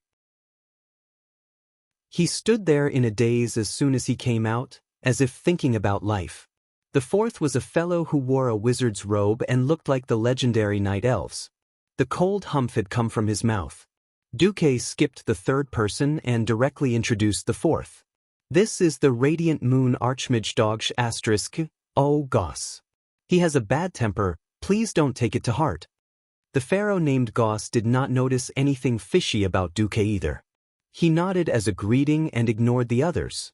Nobody knew where Duque had found these weirdos, but one thing was certain, these four fellows were definitely not simple. Everyone present was a brave warrior who had experienced hundreds of battles, but when faced with these four fellows, especially the two men at the back, they all felt a little apprehensive. Lothar dared to swear that he had never felt this way before, even when facing the tribe's monsters called goblins that were taller and scarier than the ogres. Be it the passionate Legolas, the gentle and pleasant Sala, or the two fierce-looking male elves, they all gave Lothar a sense of extreme danger. Duque, wait. Let's talk in private. Anduin pulled Duque aside and was about to speak. Anduin, I know what you want to ask, but I can't answer you now. However, I can swear on my life and honor that they will never harm Stormwind or the Alliance. Although I hate your mysticism, it's the same for you and Medivh. Lang and I have long learned to get used to it, Lothar said with his hands on his hips, looking helpless. Seeing that Lothar was a man, but he looked like a wife who had been wronged, Duque burst into laughter. Don't complain. At most, I'll let all your men go to Rotterdam to show their faces. At this moment, countless pairs of ears perked up. The humans of Azeroth were founded on the spirit of chivalry, and all they talked about was honor. Now that they had won against the tribe and made huge sacrifices, it was not too much for the knights to proudly participate in the victory ceremony, right? Hence, in a sense, it was also part of human nature to show off. Lothar's facial muscles twitched. Damn it, you're causing trouble for me. Before I went, I spent a lot of effort to choose these few representatives. Now, with just a word from you, all the lads are attracted to you. There are about 500 people here. Are you going to bring all of them? Lothar had a loud voice, and his soft voice was not much different from the shouting of ordinary people. As soon as he said that, the eyes of the lads dimmed. Yes, Duque was a Morning Star mage. How many people could he teleport? So what if there was a Radiant Moon mage? Duque pursed his lips, looking like he did not care. He turned his head. Hey, Dogsh asterisk T. How about you do me a favor and teleport these few hundred people to Rotterdam? Goose tilted his head, pretending not to hear him. Can't you even open a portal? Duque said to provoke him. Goss didn't reply. He didn't even recite an incantation. With a wave of his hand, a teleportation portal that was 2 stories tall immediately appeared in front of everyone. The slightly illusory scenery on the other side. Everyone could tell at a glance that it was the snow-white city walls unique to Rotterdam. Ah! Someone finally cried out in surprise. But in the next moment, Goose stopped. The huge portal was like an illusion, and did not exist anymore. Only the magic undulations that lingered on the ground told everyone that it was not a dream. Goose stood with his hands behind his back, as if everyone owed him money, and did not look anyone in the eye. At this moment, the woman called Legolas seemed to be a little angry. Hey, isn't it just something that Duque promised you on my behalf? I'm holding on to it. Why are you making things difficult for Duque? Be good, listen to me. Show some sincerity later, and I'll give you one. This time, Goose immediately admitted defeat. Duque turned and smiled at Lothar and his knights. Gentlemen, go and get ready. We'll gather back in half an hour. Chapter 588. Located on the northern shore of Lordaeron Lake, the giant white city of Lordaeron was undoubtedly a very beautiful city. It was still a distance away from the Alterac Mountains. Looking from the west to the east, Rotterdam looked like a typical city with mountains on one side and water on the other. In the distance was a snow-capped mountain, on the right was a clear lake that would not freeze in winter, and on the left was a vast grassland. The atmosphere of the triumphant ceremony had already spread throughout the entire city. Since it hadn't truly been invaded, the few destroyed buildings had long since been perfectly repaired. There were colorful flags and beautiful ornaments that the Rotterdam Kingdom had collected from all over the place. Not a single beggar could be seen on the street. These days, even when they were shopping, people were dressed in festive costumes. The people of Lordaeron regarded it as a disgrace to wear the same outfit for 2 days in a row. Due to the arrival of the dignitaries from various countries, as well as the gathering of a large number of high-ranking officers, the lingua franca with different accents could be heard everywhere in Rotterdam City. At the teleportation portal in the north of the city, the mages of the Rotterdam Kingdom who were in charge of the teleportation portal were a little bored. I heard that we'll only be busiest on the day of the victory ceremony. But the Dalajan academic mages are not willing to waste a few days dealing with the nobles. They think it will reduce their time for experiments. Where's Master Antonidas? He and a few Kirin Tor counselors have already arrived. Where are the elves with their noses in the sky? We're here too. Then there shouldn't be any big shots, right?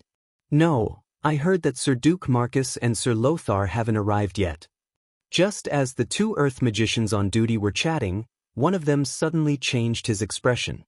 Wait, there is a teleportation request. Isn't it just a request? Or is it? Let me take a look. The mage came over. No problem. A teleportation request from Stormwind City. The password is correct. Just open it. The first mage looked like he was about to cry. No, look at the mana required. My king of magic. Isn't Stormwind Sir Marcus the only one who can teleport? How could there be so much demand? There's a team of 100 radiant moon magi? What should we do? Let's open a small one first. Let them send someone over to confirm. Wait. A magic array. Oh no, it opened by itself. While the mages of the Rotterdam Kingdom were in a frenzy, they were horrified to find that the magic crystal, which was supposed to release mana after they activated it, ignored their control and poured mana into the portal on its own. The valuable magic crystal dimmed at an alarming rate. Then, right in front of the group of Rotterdam mages, a huge teleportation portal opened on its own. If this were a time of war, this would be considered an invasion. A portal that was even larger and rounder than the one the Dalajan used to send a 1,000-man assault team was opened. For a moment, the mages of the Rotterdam raised their staffs and prepared to fight. However, the two Stormwind Knights that came out of the portal looked at each other in their most perfect posture and announced their names according to international etiquette. The Supreme Commander of the Lordaeron Alliance, His Excellency Anduin Lothar and Deputy Commander Duke Marcus have arrived. Impeccable etiquette officer, impeccable military posture. Just as more than 20 mages and hundreds of Rotterdam Kingdom's guards rushed over after hearing the news, 2 rows of tall horses came out in a single file. The Stormwind Royal Knights in formal attire spread out to the left and right as soon as they came out. They straightened their backs and unsheathed their swords. The tip of their swords faced the sky and their palms faced the lower abdomen, allowing the light swords to flash between their eyebrows. Yes, the standard appearance of a big shot. There seemed to be nothing wrong with it. However, every mage of the Rotterdam Kingdom felt as if they were going to spit blood on the wall. *CK.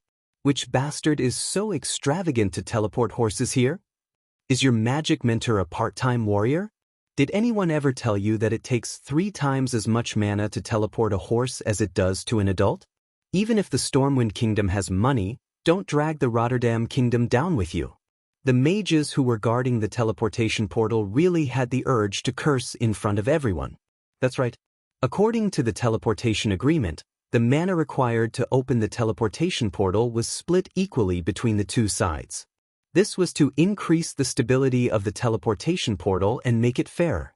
However, the amount of magical crystals consumed just now was equivalent to a year's worth of Rotterdam Kingdom's North Array. If it weren't for Lothar and Marcus, who had a terrifying background, the captain of the mages would probably have run up and scolded him. Lothar, who was riding a horse, appeared. While letting the horse move forward slowly, Lothar said to Duque, "Your follower is really impressive. He can teleport so accurately from such a long distance, and it doesn't feel shaky at all. I still remember the first time Medivh played with teleportation. I vomited yesterday's dinner when he asked me to try it." Due to the fact that it was Storm who opened the teleportation portal on their own, The etiquette officer of the Rotterdam Kingdom ran over in a panic and said a bunch of welcoming words. However, Lothar noticed that the mages of the Rotterdam Kingdom looked as if their parents had died. "What's wrong with them?" Lothar asked Duque, softly. "No, I guess they're heartbroken because the teleportation portal cost them too many magical crystals." Duque pursed his lips and then opened his palm. As if dismissing a beggar, he threw out a large pile of magical crystals from his storage bag. "I've just used up the magic crystals of the Rotterdam Kingdom. I'm sorry, these are for you. If there's more, just take it as a tip." Do you think the people of the Rotterdam Kingdom are poor people who have never seen the world? The leader of the mages didn't even bother to pick them up at first. In the next second, he suddenly gasped and stared at the magical crystals that Duque had thrown on the ground, unable to move his eyes away. In this era, the magical red jade could store the most magic power. However, the magic power contained in the items that Duque had thrown out was clearly far beyond the standard that the magical red jade should have. Such highly concentrated crystals could not be produced at all, and could only be found in ancient ruins. The official name was unknown, but the mages liked to call it arcane light. Such an item was simply priceless in the market, and any one of them would be enough for a radiant moon mage to help. Now, Duque actually threw out dozens of them casually? Damn it, how rich is this Duke Marcus? The leader of the mages, who had been pretending to be aloof just now, suddenly pounced on those magical crystals like a dog. He was not the only one. The other mages also pounced on them without any manners at all. That scene made Lothar's eyelids twitch. He suddenly had a feeling that Duque seemed to have come this time to cause trouble.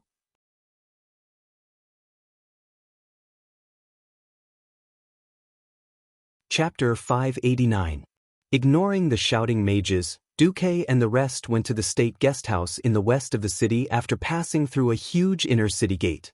For safety's sake, the area with the teleportation portal could not be in the same area as where the politicians stayed. At this time, the mages of the Rotterdam Kingdom came to their senses. What the hell? How many people did Stormwind use the teleportation portal to come here? There should be hundreds of people here, right? Not only were the people of Rotterdam confused, but even King Lang, who came to welcome Anduin, was confused. Didn't they say that in order to save money, every gold coin would be used to restore the country? Why did hundreds of knights suddenly come here? Where did the warhorses come from? After all, warhorses were not marine creatures. If they were tossed around on the sea for 10 days to half a month, they would either die or be half dead. Warhorses were often sickly when they disembarked from the ship. What was going on with these 300 tall horses that were brimming with energy? You all came here using the teleportation portal? Not to mention Lang, even the radiant moon court mage behind Lang had his mouth wide open. He could clearly see that there were 2 black decayed teeth. Anduin pursed his lips at Duque, and Lang immediately understood. Duque was causing trouble again. Duque touched the back of his head. "Sorry, Lang, I didn't tell you beforehand. The situation is a little complicated this time. In any case, teleporting so many people and horses at once might only happen once in a few years." They even arranged transportation? Where did this mage god come from? Lang easily noticed the 4 discordant existences in the team. It couldn't be helped, these guys were too conspicuous. The whole team seemed to take a detour when they saw them. While entering the state guest house with Duque, Lang said, "Duque, this victory ceremony is too big. You have to tell me what's going on with them." After entering and closing the door to ensure that no one was eavesdropping, Duque told Lang and Anduin the answer. Several seconds later, the 2 big shots of Stormwind were so shocked that they were unable to say anything for a long time. At the same time, in the main hall of the Rotterdam Kingdom, several kings were holding a salon.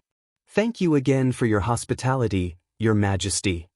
The one who spoke was a tall, black-haired noble.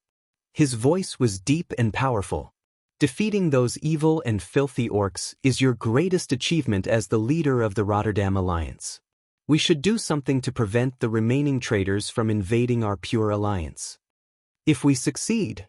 King Tyrrhenas, who was dressed in an elegant gold and white robe, nodded slowly. Lordaeron and the Alliance will remember you, Lord Presto. Through your analysis and absolute evidence, I believe Gilnis and Stromgarde have more or less understood the current situation. The elder Xeon Greymane nodded readily. Salas Trollbane, who was in the prime of his life, rubbed his forehead. He seemed to be having a headache over Tarina's words, but in the end, he still nodded in agreement. Thank you for your understanding, your majesties. King Tarinas himself was not short, but Presto's obviously much taller physique still gave him a sense of pressure. The Lord of Presto smiled, revealing a mouthful of white teeth. The three kings present were clearly the cream of the crop, dragons and phoenixes among men. But in front of this Lord of Presto, it was obvious that he had the aura of a king more than the three of them. This was truly a surprising thing. Presto's short black hair shone neatly, and he was clean-shaven. His thin face had the appearance of an eagle, which attracted the attention of many women in the palace. He gave off the feeling that he was more noble than any of the princes. No, it should be said that the three kings in front of him were more like country bumpkins. He came to Lordaeron before the Battle of Steel Stove Fort. Presto's perfect etiquette and elegant temperament first won the hearts of the upper class of Lordaeron. When King Geniers returned to Lordaeron on his griffin, even the picky King Xeon showed a rare smile. A few months ago, Presto was still an unknown young noble, but now he had become an influential figure. His political views made all the high nobles in the northern continent feel as if they had eaten a 1,000-year-old ginseng fruit. All the pores on their bodies felt refreshed. Look at this. First of all, since this was the Lordaeron Alliance, the victory ceremony must be held in the capital of Lordaeron. Otherwise, it would be blasphemy to the entire alliance. Every country in the alliance must send troops to participate in the victory ceremony. The number and type of troops will be decided by King Tarinas. Every noble of Lordaeron was grinning from ear to ear at this point. Similarly, the surrender ceremony must also be held in Lordaeron. All the captives must be brought to Lordaeron for a parade before being distributed by Lordaeron. In fact, the people of Lordaeron can pick the strongest ones and use them to hold a grand gladiatorial tournament to attract spectators and earn back their money. The stronger ones will be thrown into the mines, and the weaker ones will be thrown to the allies. Especially Great Chief Orgrim, who had to personally kneel in front of King Tarinas. All the warships of the Horde will be confiscated and distributed to Gilnis and Lordaeron according to the ratio of troops they sent out. Although the warships of the Horde looked poorly decorated, the strong keels and sturdy decks will definitely increase the standard of the navies of the two countries by 3 levels. Kuel Salas will continue to send out the rangers to help Lordaeron clear out the remaining orcs in the Tirisful woodlands. Other than that, there were also other minor conditions. The reality now was that almost all of the 11 countries in the alliance had suffered greatly in the war. Even if they wanted to, they would not be able to get anything out of them. However, these measures that did not have much practical meaning could greatly satisfy the vanity of the people of Lordaeron, and even the people of Gilnis and Stormguard.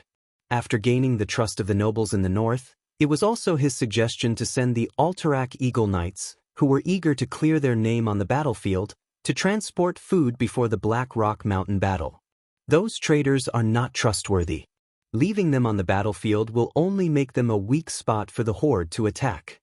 He once suggested that Tarinas take control of the Alterac army, and then split all the Alterac Knights into the various Lordaeron cavalry regiments.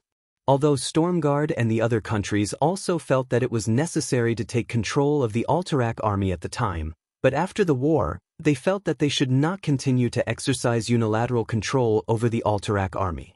At this time, Presto stood up again and used his glib tongue to give a reasonable explanation for everything.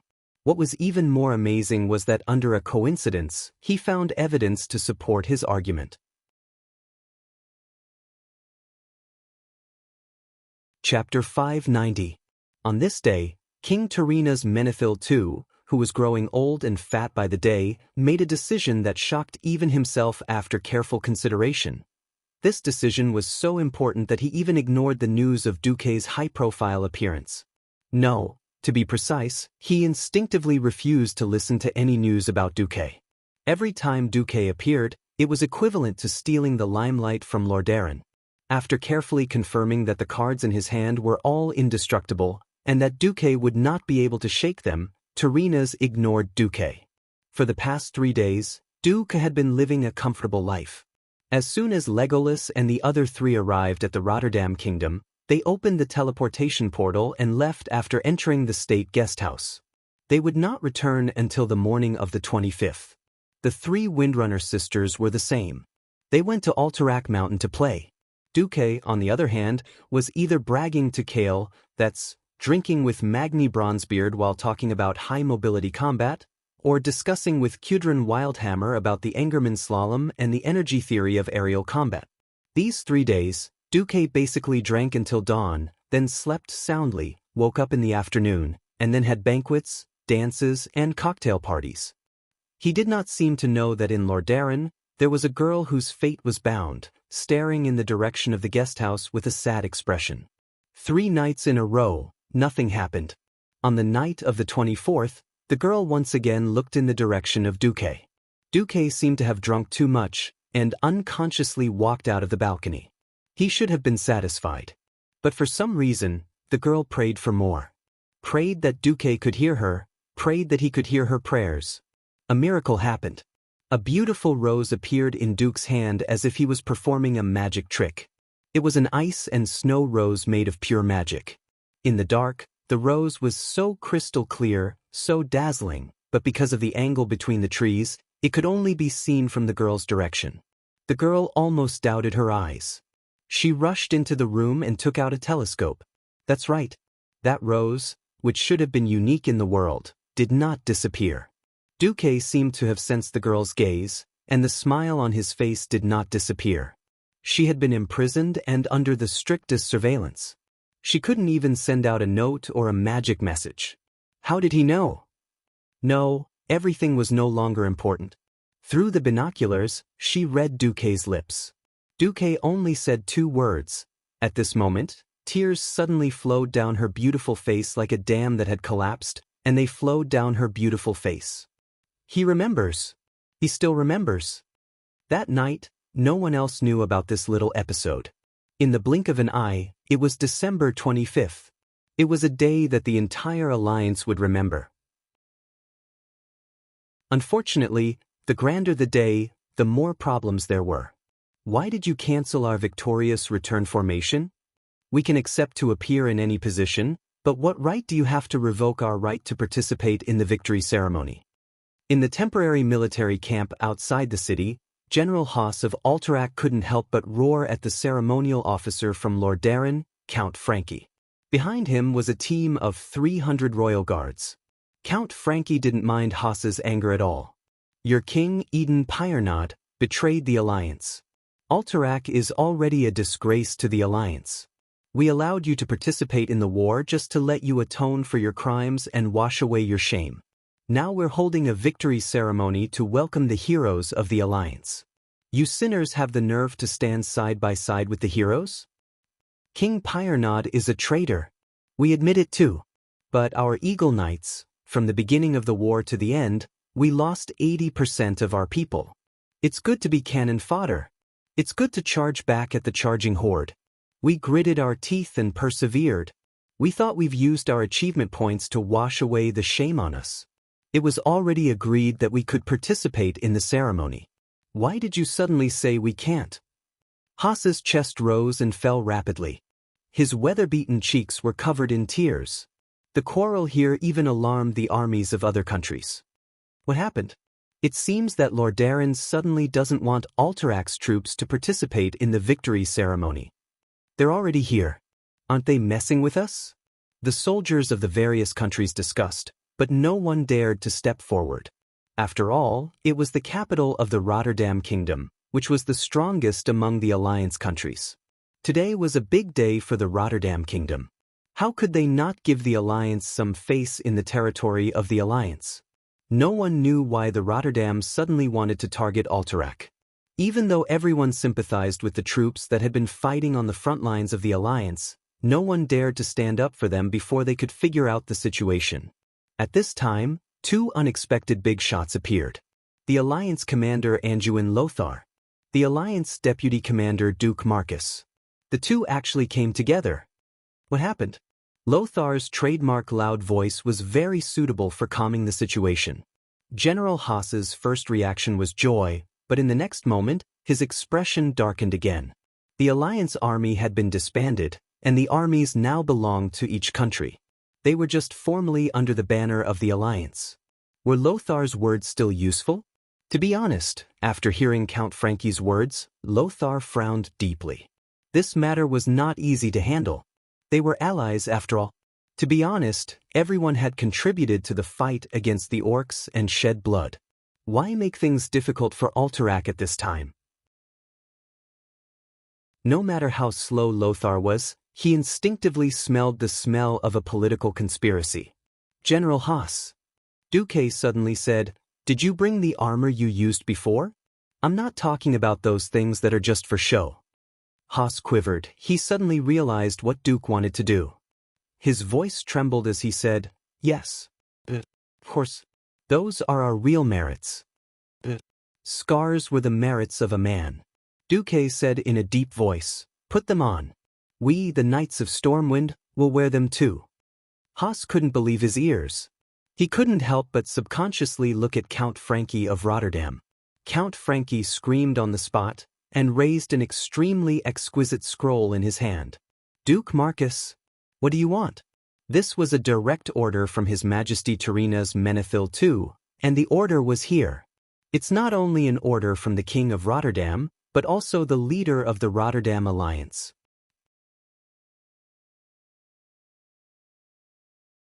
Chapter 591. Hiss. As the sound faded, the surroundings became deathly silent. Terina's was trying to force the Alterac people into a dead end. Wasn't it just because Alterac made a mistake and let the Horde in? Lordaeron did not fall in the end. Was there a need to hold such a grudge? To be honest, everyone felt that King Prianod's betrayal was very shameful. In the beginning, everyone also felt that the Alterac Eagle Knights were shameless. But how did they do it? Withstanding the endless humiliation from the Alliance, they charged at the front and retreated at the back. Many times, they were completely crippled. But what happened? How many times did the 1,000 knights fight, and half of them died? When the knights died, the knight candidates took over. When the candidates died, the apprentices took over. Using the weapons left by their predecessors, they hammered the curved armor piece by piece before using it again. They had already washed away the humiliation with blood and bravery. Anyone who had a little understanding of the Eagle Knights would not look down on this iron-blooded army. Now, with a single order from Terina's, they had been eliminated. How could they accept this? Duque had made a name for himself. But now that the Alliance army had been disbanded, Duque was just a Grand Duke. As a lord of the southern continent, did he have to offend the strongest king in the northern continent? Daneth Trollbane peeked at Duque's ridiculously young face. He should not have had any hope, but he was still a little expectant. Muradin Bronzebeard and Cudrin Wildhammer took a step forward, but were pulled back by Magni Bronzebeard, one in each hand. "He is Duque." It was very simple. He was Duque. That magical Duque. Since the Alliance was formed, he had created countless miracles, and had been coordinating with almost every deputy commander of the Alliance. If Duque really did not do anything, then his title of miracles would cry. That was what everyone thought, and that was what they all hoped for. At this time, Duque smiled. His voice suddenly became loud and clear. "Today is the Alliance's victory celebration. Today was not Lordaeron's victory celebration. You're just a dog that has never been on a battlefield and barks without the leash Terina's gave you. If you can understand human language, then get lost, or I'll make you get lost." As his words fell, the entire world was shocked. How dare Duque? Duque really dared to do that? Almost every Alliance warrior who witnessed this scene stared at Duque with bulging eyes. The blood in his chest suddenly surged to the extreme.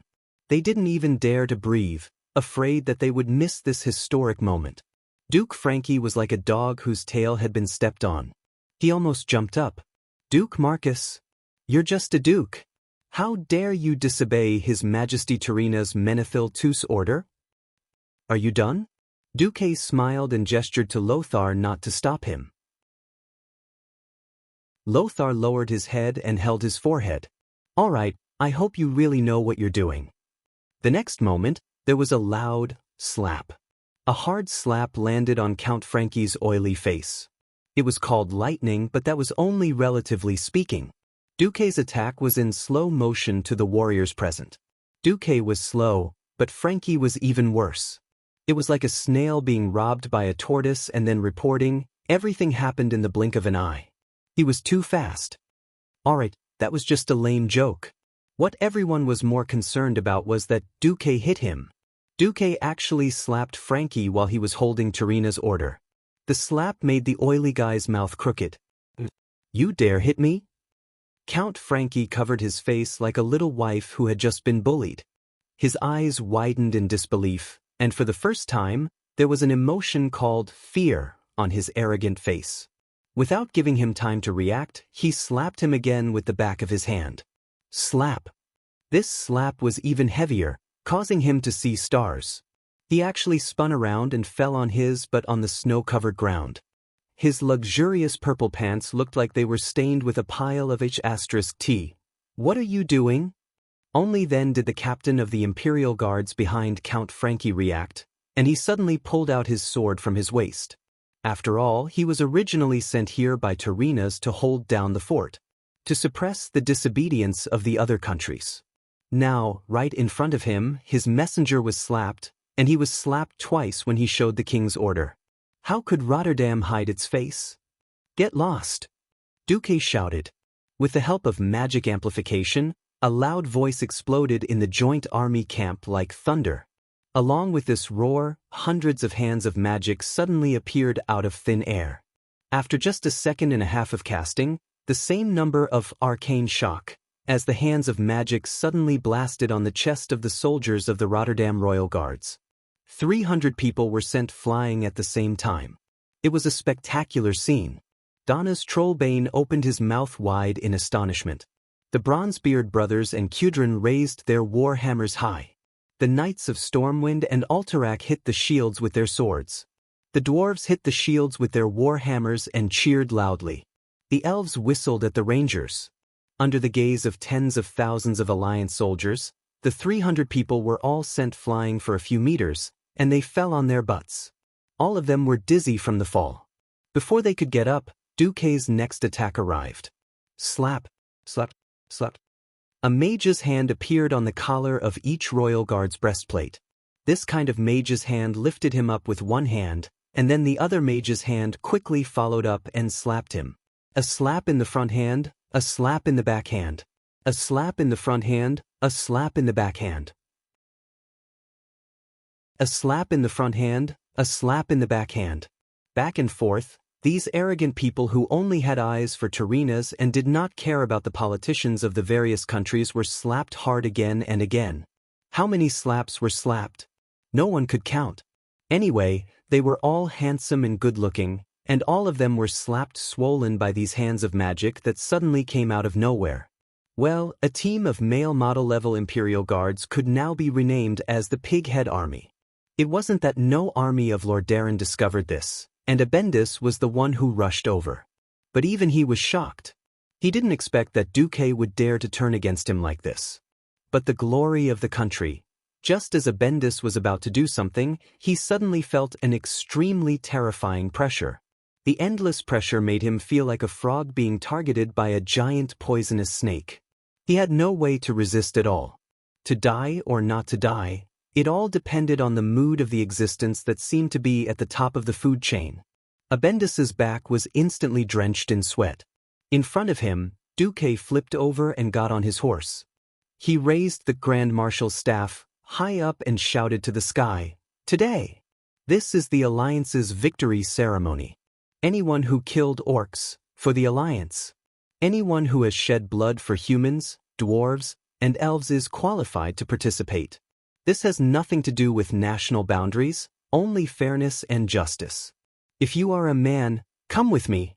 If the people of Lordaeron don't give you glory, I, the vice commander of the Alliance, will. Let's go.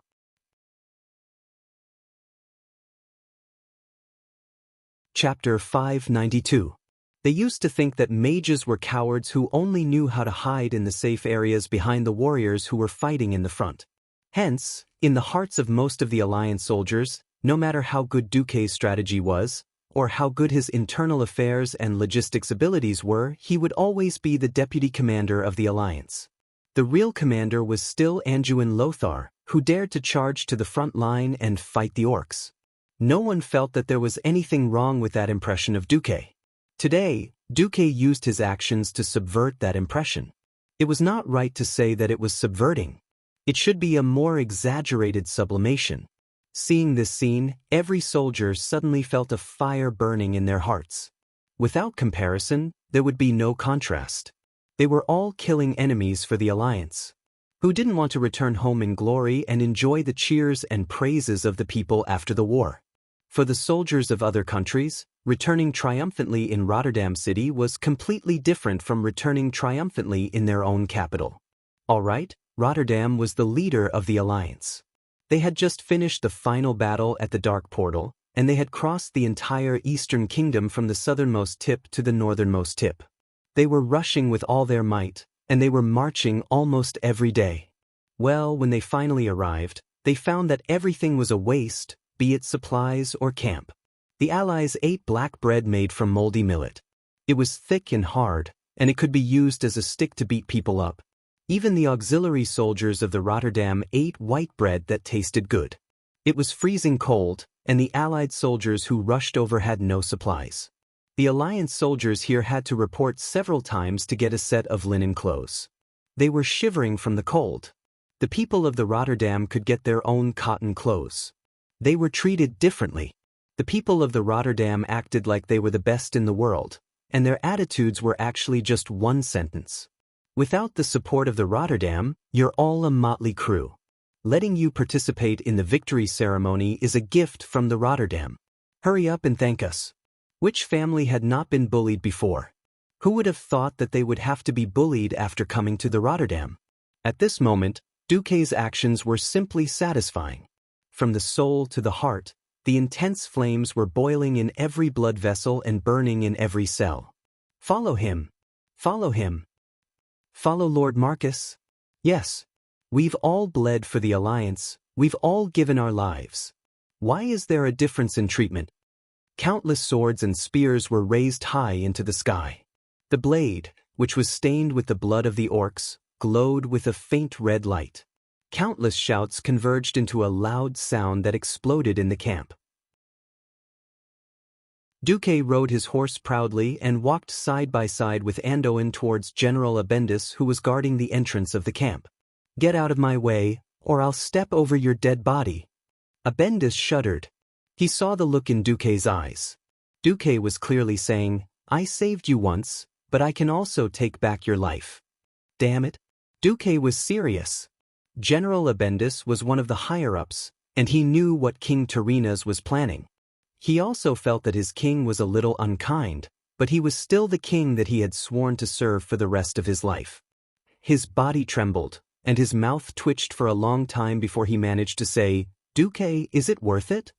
Duque did not answer him directly. He leaned over and whispered into Abendis's ear, if the entire Alterac was destroyed, I would have nothing to say. But now, if the leader of the Alliance can occupy the territory of his allies, then there's no need for such an alliance. His voice was not loud, but it was not soft either. It was enough for Abendis and Lothar to hear. At this moment, Lothar suddenly understood Duque's intention. Duque, I support you.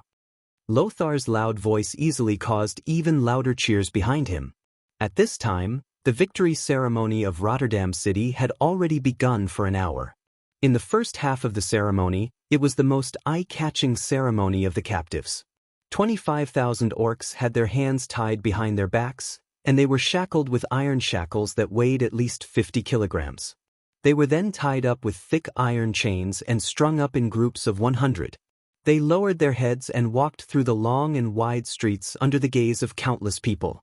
At first, the orc captives attracted the attention of the citizens. "Oh my God! They're too burly. Are our warriors supposed to fight against such monsters? Look at their fangs. They're even more violent than the teeth of a wild boar." Holy light above, our brave warrior actually defeated such an opponent. Soon, after a short period of amazement, it was ushered in a frenzy of anger. "Bastard! Give me back my husband!" A lady on the balcony on the second floor threw the first rotten tomato at the orcs. "Give me back my father!" A young child who was about 7 or 8 years old threw the first stone. In just a few seconds, thousands of objects flew out from all corners of the street and poured onto the captives. The citizens could not rush past the 2 lines of city guards on the street, so they could only vent their anger in that way. The Battle of the Dark Gate this time had almost swept through all of Rotterdam's territories, from the Silver Pine Forest in the southwest to the holy city of Stratholm in the northeast, and then to the core of Rotterdam City. The heavy loss of human lives was shared equally among almost every family. Even if they were not in mourning, it was more or less the same. Every orc captive had a bloody nose and swollen face, and even their fangs were broken. However, they did not dare to resist, and even roared at the top of their lungs. They just lowered their heads and were escorted through the long street. Among the 25,000 orcs, there was only one who held his head high, Chief Orgrim. His mouth was sealed, and his legs were shackled tightly to a metal plate that weighed 2 tons. His wrists were also shackled tightly, and he was kneeling just like that. However, his head had never been lowered. Behind the cage, there was a sign with the words, "Chief of the Horde," written on it. This caused Orgrim to suffer the most attacks. The stones and rotten tomatoes that were thrown at him almost drowned him to death. Even the soldiers who were wearing heavy armor to prevent themselves from being smashed to death by the citizens' attacks were too violent. In the end, they had no choice but to let the mages blow away the objects around Orgrim. "Hang him! Hang him! Hang the chief of the orcs!" The angry citizens raised their fists high and let out a monstrous roar. On the main balcony of the palace, King Tyrrhenas and his children, Arthas and Kalia, looked at the scene with satisfaction. After the captive offering ceremony, it was time for the real victory ceremony.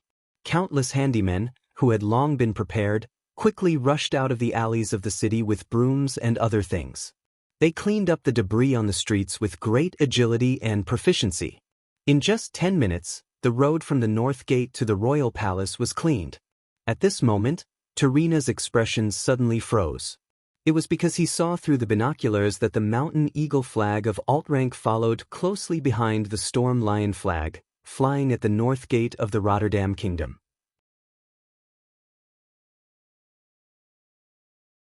Chapter 593. Tyrrhenas almost spat out a mouthful of blood on the white jade balcony railing. His script was perfect. If he wanted to take over Alterac, he could not make the Alterac people into war heroes. If he let the Eagle Knights attend the ceremony, it would be a hindrance to their next move. That useless Frankie. Didn't I give him the order? Tyrrhenas almost wanted to order his men to hang the idiot who did not do his job well. It was too late now. They had already entered the battlefield. Were they supposed to let Mograine chase the Eagle Knights back? But who let them in? What was a Bendis doing? Wait, where did the horses in Stormwind come from? Tyrrhenas trembled slightly. The Stormwind Knights had arrived.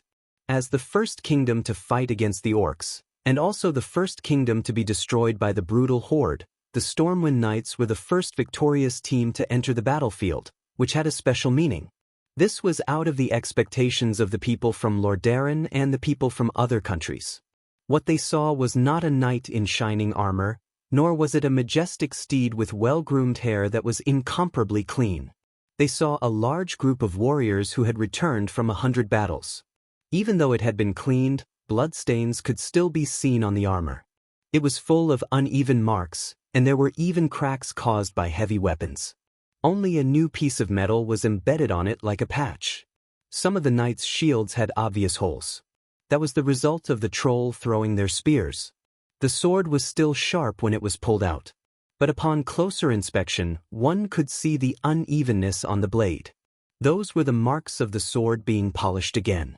The Alterac Eagle Knights were almost the same.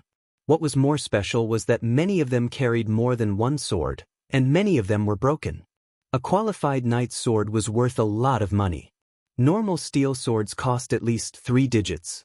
So the tradition of knights was that when an older knight thought that an apprentice was qualified enough to be a knight, he would give a knight's sword to the apprentice. This was a legacy, and also a promise from the older generation to the younger generation. A knight was only allowed to have one sword at a time. There was only one circumstance in which a knight was allowed to carry multiple swords. That was, when he returned from the battlefield, he could bring back the swords of his elder or comrade who had died in battle. The long sword was the knight's tombstone, and also the knight's epitaph. The blood-stained swords that were even broken into two completely announced the fate and will of their owners to every audience.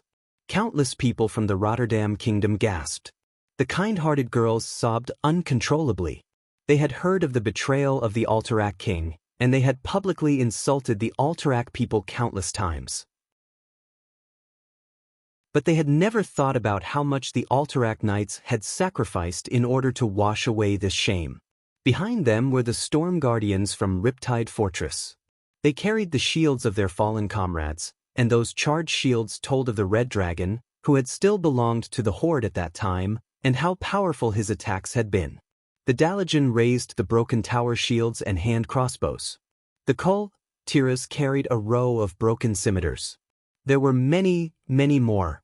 The warriors of the Alliance used the truest way to show the cruelty of war and the greatness of the warriors to the people who had stayed behind. There were no loud slogans and no triumphant expressions. The troops of the various countries advanced in silence. Perhaps an hour ago, the people who had not experienced the cruelty of war did not understand how the seemingly weak humans could defeat the ferocious beastmen. Now they all understood. That was what the warriors of the Alliance had exchanged with their blood and lives. They had fought for it with their greatest courage and the firmest will. No one knew who was the first to clap. No one knew who was the first to cheer. On both sides of the silent road, cheers suddenly rose to the sky. Warriors! Good job! Thank you for fighting. Without you, we would all die. You are the true heroes of the Alliance. I love you, I want to marry you. Whose tears were flying? Whose heart was trembling? Whose throat was it that was roaring? When the applause, cheers, and shouts swept towards the victorious warriors, every warrior of the Alliance could not help but tear up. At this moment, their hardships and the sacrifice of their comrades suddenly felt that it was worth it. Long live the Alliance! Long live the warriors! The sun shone on the warriors' not-so-bright armor. Each armor seemed to be burning with raging flames. An indescribable brilliance rose from the warriors' bodies. Even the radiance of the sun could not cover such a bright light. It was a radiance that came from the soul. It was a radiance that symbolized courage. So much so that everyone could not bear to look away from these warriors. At this moment, the onlookers also gave the warmest cheers to the dwarves and high elves. Suddenly, the Rotterdam army, which was supposed to be the finale, appeared. Very strangely, countless people stopped what they were doing. There was no applause, no cheers, no rain of petals falling from the sky. Even the people of Rotterdam stared at the army of their country in disbelief. After seeing such a realistic, triumphant team that was so close to the war. The white horses that were so gorgeous that they looked like they were participating in a dressage competition, the pieces of brand-new armor that were so shiny that they could be reflected in a mirror, and the light and gorgeous rapiers that were hung on the waists of the knights, almost everything was deeply stimulating people's eyes. In an instant, everyone felt a burning pain coming from their eyes, piercing straight from the depths of their eye sockets to the depths of their hearts. If they did not see the allied army led by Duque and Andoin, perhaps they would applaud these seemingly gorgeous and mighty things, and the girls would scream at the handsome knights. But now, everyone felt that the last appearance of the Rotterdam knights was simply a blasphemy to this tragic and unparalleled war. The people of the Rotterdam kingdom felt that they had been fooled and humiliated, especially when they saw the young nobles who were ignorant and incompetent and could barely ride their horses, sneaking into the victorious return team. Get out. This is the festival of the warriors. Get out. The Rotterdam does not need trash like you who pretend to have military merits. Get out. Get out. Get out. Tens of thousands of voices converged together, and soon, everyone consciously adjusted the rhythm of their roars. Get out. Get out. Get out. The roars were like the raging waves of the sea. The curses were earth-shattering. At this moment, Tarina's face lost all color.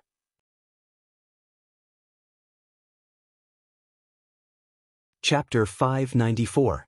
What kind of hatred and resentment was there for the people of their own country to oppose the army of their own country?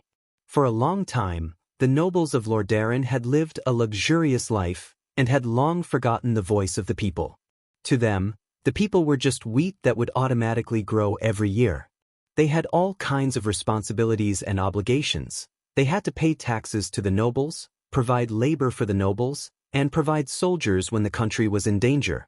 After more than 2,000 years of peace, the nobles had long forgotten that their ancestor was a warrior conferred by Emperor Saladin. This warrior's name was Lordan, and this warrior's son was called Menethil. Later on, Menethil named the land Thoradin the Great as Lordaeron, and Menethil became the royal family's surname. In that era where clans were the dominant force and there were no surnames, this was already a pioneering move. Suddenly being opposed by the seemingly docile people, not only Tarina's, but all the Lordaeron nobles around him were embarrassed. "This is a pity," Zeon Greymane said. Jean Greyman said, "It seems that someone down there has mistaken the difference between a triumphant return and a grand parade."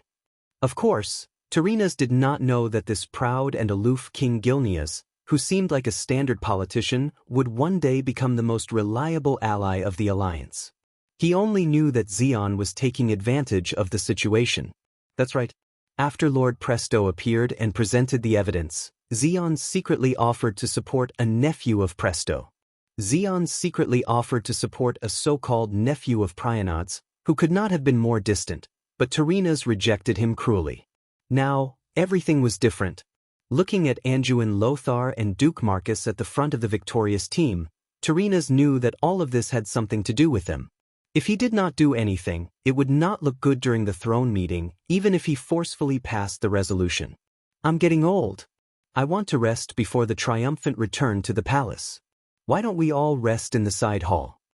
Everyone knew that Tarina's could stand from dawn to dusk if the situation was favorable. Now that he suggested it, everyone knew that this was another round of quick and urgent political transactions. As the representative of Kuel Salis, Prince Kael, that's understood that this was a political game in the human world and had nothing to do with the elves. He was the one who truly rested. Lang and Dallin looked at each other and saw the worry in each other's eyes. Now that Tarina's was taking advantage of his old age, he could not allow the old king to rest, could he? Lang and the other two nodded quietly to each other. They were going to meet up later. All of a sudden, the balcony of the palace that was more than 100 square meters became empty. Not a single king was paying attention to the victorious procession that would begin to arrive at the square in front of the palace in 20 minutes. In the side palace, Tarina's pushed open the huge golden door. The magnificent murals on the wall had always been his greatest pride and joy. Unfortunately, he was not in the mood to appreciate them now. The first to meet was naturally Jean. Zeon was extremely greedy towards Tarina's, but because of that, he was the easiest to convince.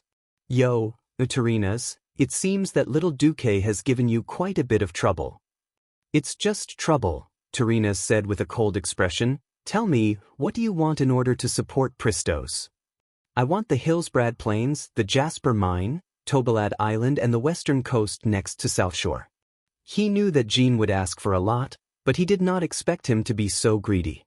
He took away more than half of the essence of Hillsbrad in one go. The Hillsbrad Plains had been reclaimed by the refugees of Stormwind. Now, everyone knew that it was a rich and fertile land. The refugees would all be evacuated next year. With the support of this fertile land, Gilnea's power would increase explosively in the next 20 years. Tarina's said with a pained expression, "All right." The second to meet was King Salas Trollbane of Stormguard. Tarina spoke first. "Salas, you must support Lord Pristos this time. I can give you Terran Mill and South Shore. Salas sat in his luxurious chair like a statue. After a long while he shook his head and said, maybe their king and lord are guilty, but the people of Riptide Castle can't take Alterak's land. It's a blasphemy to our brave warriors. Tyrrhenus panicked when he heard Salas' words. Among the 6 human kingdoms, Kurtiras and Stormwind, who were outsiders, would vote against him. He needed at least 4 votes from the throne to make things look good. Who would have thought that Salas would reject him? Yes, that's right, Tyrrhenus' plan was to take Lordaeron's land for himself. Now that Salas was involved, he refused to play. How could he do that? Tyrrhenus' face darkened. Think about it, Salas. Your land has already become a wasteland. Even your food for the winter is provided by Lordaeron. You can be noble, but can you bear to see your people starve to death? The Arthi Highlands do not have much food to begin with. Salas' expression changed. Tyrrhenus was threatening him with food. South of Stromgard was the dwarves' territory. Whether it was the wetlands or Loch Moden, the dwarves barely had enough food for themselves. Other than Hillsbrad in the west, there was no other way out of the Arthi Highlands. If Alterak, controlled by Lordaeron, blocked the way out, then hundreds of thousands of people would starve to death. To restore Arthi's food production, his advisors told him that it would take at least 3 years. Moreover, he still had to rebuild Riptide Castle, which had been destroyed by the dragon. Salas lowered his head deeply, as if burying his head between his knees. I don't want the territory. Give me at least 500,000 tons of food every year for 5 years. As a noble knight, he hated political deals like this. As a king who was responsible for the future of millions of his people, he had no choice but to compromise with Tyrrhenus. Tyrrhenus left. He was not satisfied, but at least he had achieved his goal. At the 3rd meeting, Tyrrhenus met the hardest nail, Antonidas, who he thought would be easier to convince. Tyrrhenus, I'm not against you. But the Dalagan rejected the Lord of Prister. But Tyrrhenus furrowed his brows. Because the Kirin Tor Assembly has secretly used all of their magic detection abilities, but still could not see through this mysterious Lord of Prister. He is either a Breaking Dawn mage on par with me, or he has a mysterious magical item that is comparable to a demigod gear. We will never support a mysterious person of unknown origin to be the king of Alterak.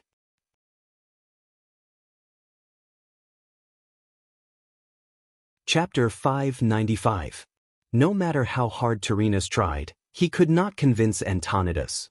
From Tyrrhenus's perspective, this unreasonable archmage wanted to send someone he liked to Kirin Tor's dissection table to see what this mysterious person was made of. Tyrrhenus thought back to what Lord Presto had said in private. These crazy archmages are not good people. Your Majesty, have you ever thought that before opening the portal to grim battle, Antonidas would have sensed that there were a bunch of tribal chiefs there? Why did he insist on sending all of Lordaeron's elites there? Nearly 1,000 of Grim Battle's elite knights had died, and this was a pain in Tyrrhenus' heart. At the thought of this, he suddenly became distrustful of Antonidas. That's right, it was the great Tyrrhenus Menethil idea to make Lord Presto the king of Alterak. You bastards only have 2 choices. Obey obediently, or get out of my way. Antonidas, you're wrong. Letting a truly noble person rule Alterak, not a despicable traitor, is the wish of all the other human kingdoms. For the time being, I can't think of anyone better than Lord Presto. If there is, please let me know. If not, then I hope you can follow the will of Lordaeron.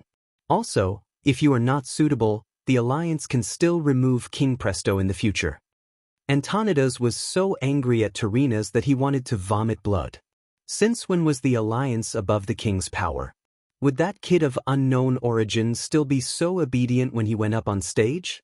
Would he give in so easily and leave the stage himself? Tyrrhenus, you won't have a good ending if you keep using force. Don't forget, Duque has already made his move. Even though he knew that Tyrrhenus hated Duque the most, Antonidas did not mind Duque being implicated. King Tyrrhenus immediately thought back to that time. That time, he tried to use the lower nobles to threaten the Bara family and control the whole of Alterak. In the end, the people he sent out were hit with iron, white gloves countless times, and became useless. On the surface, that mission had nothing to do with Tyrrhena's, but everyone knew that it was a slap in the face to the Menethil royal family. Humph! Duque won't be able to save the Bearer family, Tyrrhena's said firmly. The drumming of the guards of honor outside grew louder and louder. The triumphant procession was about to reach the palace. Unless Tyrrhena's was seriously ill, he would have to go out and welcome the victorious warriors. Antonidas, promise me that the Dalagan will at least remain neutral on this matter. Otherwise, the Dalagan will be the enemy of the Rotterdam kingdom. After this is done, I will compensate the Dalagan. This was a blatant threat. Antonidas looked like he had just eaten shit. He almost had a stroke. After a long time, he squeezed out a word through his teeth. Okay. The kings who had just rested gathered again. In the huge square of the palace, Tyrrhena's received the cheers of more than 100,000 citizens. No matter what, it was the Rotterdam Kingdom Alliance, and the Rotterdam Kingdom was the leader of the alliance. This was an honor that no one could take away from him. After symbolically inspecting the captured orc weapons, Tyrrhena's walked in front of Orgrim. Originally, it was a very satisfying thing to have a great chieftain of an enemy force, whose strength was on par with each other, kneel to him. Being pressed down by 4 strong humans, the weak Orgrim could not take it anymore. Even his neck was almost broken. He lowered his proud head to Tyrrhena's. Unfortunately, he already knew that Orgrim did not have anything nice to say. Otherwise, Orgrim would have said the classic "orcs will never be slaves" line. Tyrrhena's was not interested in Orgrim's submission. To him, the orcs were a bunch of poor people. Not only did they cause trouble, but they also had nothing to gain from it. Other than being used as miners and gladiators, they had no value at all. So, he pretended to accept the cheers of the 100,000 people and ended the victory ceremony hastily. After entering the palace, just as the kings were about to sit down in the throne room, their true intentions were revealed. Wait! Xeon suddenly said, not everyone has the right to enter here. Those who have the right to enter the throne room are either the kings and representatives of the various countries, or the heroes of the alliance. But now, there is a traitor here. King Gilnes's declaration shocked the dwarves and elves. Traitor? As Xeon pointed, everyone's eyes immediately fell on Duke Barov, who was about to walk towards Alterac. Not only Duke Barov, but even General Haas, who was behind the Duke, suddenly turned pale. Duke Barov was attending the throne room as Alterac's representative. To accuse a country's representative in a meeting like this, how much hatred was there? Without sufficient evidence, this was definitely a huge matter that could push an entire country to its death. What evidence do you have? Duke Barov was trembling as he pointed at King Xeon. Evidence? Of course I have it. Jean snapped his fingers, and the door to the side hall suddenly opened. 12 guards escorted 2 young men dressed in ordinary, but still relatively clean clothes into the hall. Looking at the 2 faces that looked similar to Duke Barov's, everyone knew that the mystery was solved. I think many of you have seen these 2 before. They are the sons of Duke Barov, the first and second in line to the Barov family, Wilton Barov and Alex Barov. Duke Barov felt as if he had been struck by lightning. His body trembled even more violently. He said in a trembling voice, "They disappeared long ago after the Alterac incident. I've already issued a declaration to strip the 2 unfilial sons of their inheritance and drive them out of the family. From that day on, everything they did had nothing to do with Duke Barov or Alterac. Now the only heir of the Barov family is Elucia Barov."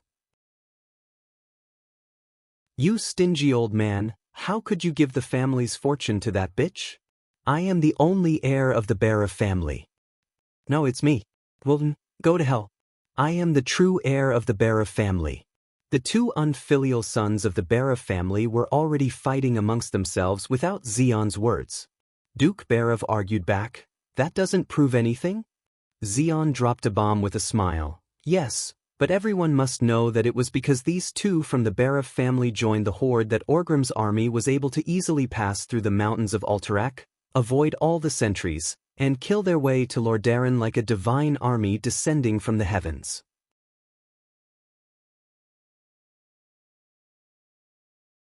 Chapter 596. Boxes were carried out by the Rotterdam guards. Zeon waved his hand. This is the map of the Alliance's military deployment around the Alterac Mountains. There's also their pledge of loyalty to Orgrim. Oh, there's also the pledge of loyalty from all the Alterac nobles led by Piranod. Duke Barev's hands were trembling as he picked up a document. He had nothing to say because the Barev family was in charge of the logistics of the entire Alterac Mountains. On the other hand, because he deliberately did not decide on an absolute successor and wanted his two sons to compete for it, it caused his subordinates to split up, each supporting a certain prince. It was hard to guard against a thief in the family. Even the higher-ups of the Barev family who gave the map to Wilton and the Alex brothers did not expect them to betray their father long ago. Duke Barev also did not expect that the first mastermind was the dead Eden. He had used these two rebellious sons to get information. After the two brothers left for the tribe, these things fell into Orgrim's hands. There was no way to explain that these maps were indeed leaked by the Barev family. Even if it wasn't sh*t, it would still be sh*t. The guards of the royal family of the Rotterdam Kingdom passed the ironclad evidence to each of the kings. Even if they knew about this long ago, and even if it had been a long time ago, when they saw the signatures of the Alterac nobles, they still felt an indescribable anger. It was not just the kings. Only 2 attendants were allowed to stand behind each seat, and they had the same expression as their master. Of course, there were exceptions. The 3 commanders, Andoin, Duque, and Mograine, had their own seats. Unexpectedly, Andoin and Lang had brought Legolas and the other 3 that Duque had invited. Behind Duque were Elugia and Aurelia. Last night, Duque had insisted that Duke Barev let Elugia follow him. Duke Barev now understood. Elugia's body was trembling slightly. She could fully understand how her father, who was being condemned by everyone at this moment, was being interrogated and tortured mentally. You too, tell me everything you know. This is your final salvation. Jean waved his hand. Therefore, this pair of bastard brothers vividly told the truth that they knew. In their words, the Barev family had pledged their loyalty to the Horde even earlier than Eden Piraeus, in order to prevent their rich territory from being affected by the flames of war. However, the Barev family's way of doing things was smarter and more in line with the style of nobles. That was to bet on both sides. As the only 2 heirs of the Barev family at that time, they first went to Orgrim to gain his trust. Prince Barev, on the other hand, stood aloof and unyielding. In this way, no matter if the Alliance won or if the Horde destroyed the Alliance, the glory of the Barev family would continue. 2 sides, aren't they? However, this was indeed the style of a businessman. And the Barev family was such a family with a strong merchant atmosphere. There were witnesses, material evidence, motive, precedent, and background. Everything made sense. At this moment, almost all the kings believed it. Even King Dai Lingua looked at Duque suspiciously. On the other side, if not for Duque's warning, even King Lang would have believed it. However, even Lang was skeptical. If it wasn't for the fact that he had never done such a thing before, even Alex Barev himself would have believed it. The old duke's heart sank into a bottomless, icy hell. He looked at his 2 sons, who had become greedy due to their lack of discipline, and allowed themselves to be manipulated by those clever politicians. Suddenly he laughed maniacally. Ha ha, ha! Loud and unbridled laughter reverberated throughout the entire throne room. What are you laughing at, you despicable traitor? King Jean scolded. No, I'm just laughing at myself. I gave birth to my sons, but because of the family business, I did not teach them well. In the end, they turned into 2 super bastards. Old man, watch your mouth. We are both traitors of the Alliance. What right do you have to laugh at me? Faced with the scolding of his 2 sons, Duke Barev's laughter grew colder and colder. He looked at his sons as if he was looking at 2 dead men. Foolish sons. Do you think those greedy bastards who are after Alterac's land will honor their promise to you 2 idiots? Honor? Maybe they will. But if they give you the property and land today, they can take it back next year with a random excuse and send you to the gallows. No one would really protect two traitors of the alliance. The old duke hit the nail on the head and told the truth, which really made the two stupid sons shiver. Jean suddenly felt that the situation was getting out of hand. He turned to look at Tyrrhenus. Tyrrhenus knew that this was all the sly old fox Jean was willing to do. He glanced at the expressionless Duque and pretended to stand up. All right. Since His Majesty Grameen has presented the evidence that Duke Berev is a traitor of the alliance, do you have anything to say? Or rather, Duke, do you have any evidence to prove your innocence? Evidence? How could there be any evidence to prove his innocence in such a matter? It was as stupid as asking you to prove that your mother was your mother. Duke Berev trembled.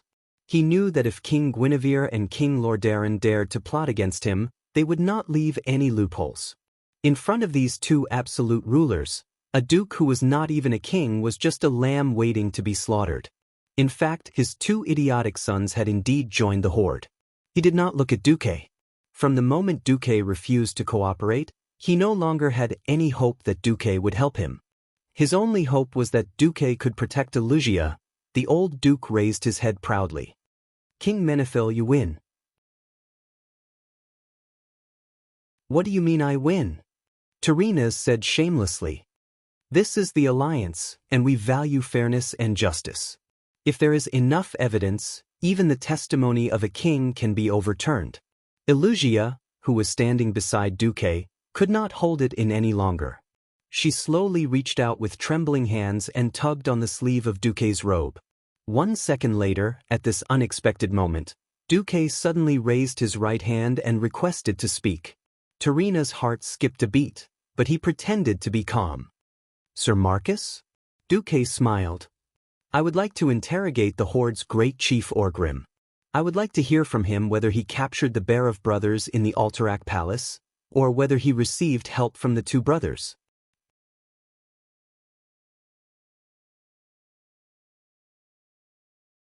Chapter 597.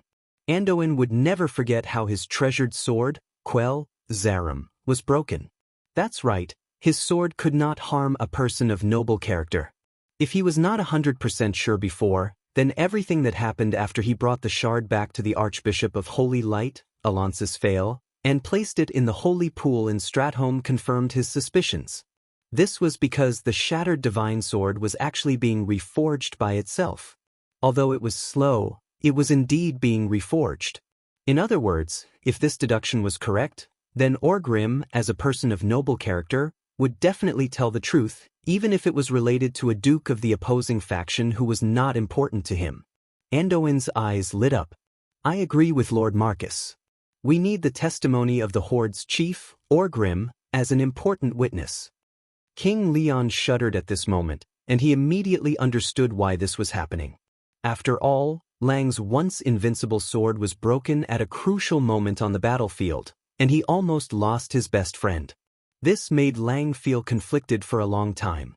I agree as well, Lang chimed in. Duke Berev raised his head. He was stunned, but there was also a hint of hope. Because Duque did not abandon him when he was at his most desperate. He did not know what the point of interrogating Orgrim was, but at least it was a hope. At this time, Tyrrhenus spoke. Summon the chief, Orgrim, if he is still sane. A servant left after receiving the order. At this moment, Duke Berev, Lang, and Anduin all felt their hearts skip a beat. After a moment, as expected, Your Majesties, the Horde's great chief Orgrim has suffered a severe mental shock due to today's captive offering ceremony. He seems to be going crazy and is struggling non-stop. We have no choice but to add 2 sets of the largest shackles on him, each weighing 100 pounds. That's right, Tyrrhena's words were a hint. After realizing that Orgrim, whom they had been neglecting, could be a flaw and a variable, they made up for it. Perhaps they used some kind of drug to temporarily make Orgrim lose his sanity. All of a sudden, all chances of turning the tables were gone. Duke Berev's face was ashen. Anduin was a little puzzled. With Duque's intelligence, he shouldn't have given his opponent a chance to make up for his flaws. What was Duque trying to do? Tyrrhenus spoke. Then, There seems to be no other way. We can only follow Orgrim's confession. Do you have any other requests or new evidence? If not, then we will hold a throne vote to decide whether or not to label the Alexbera family as traitors of the Alliance. The air was filled with silence. Terenas ignored the doubtful and disapproving looks, as well as the sobbing of Elugia. Then let's begin the voting. The throne voting was the highest form of voting in the Alliance. At first, in order to prevent the commanders from coming from the same country, the commanders themselves did not have the right to vote.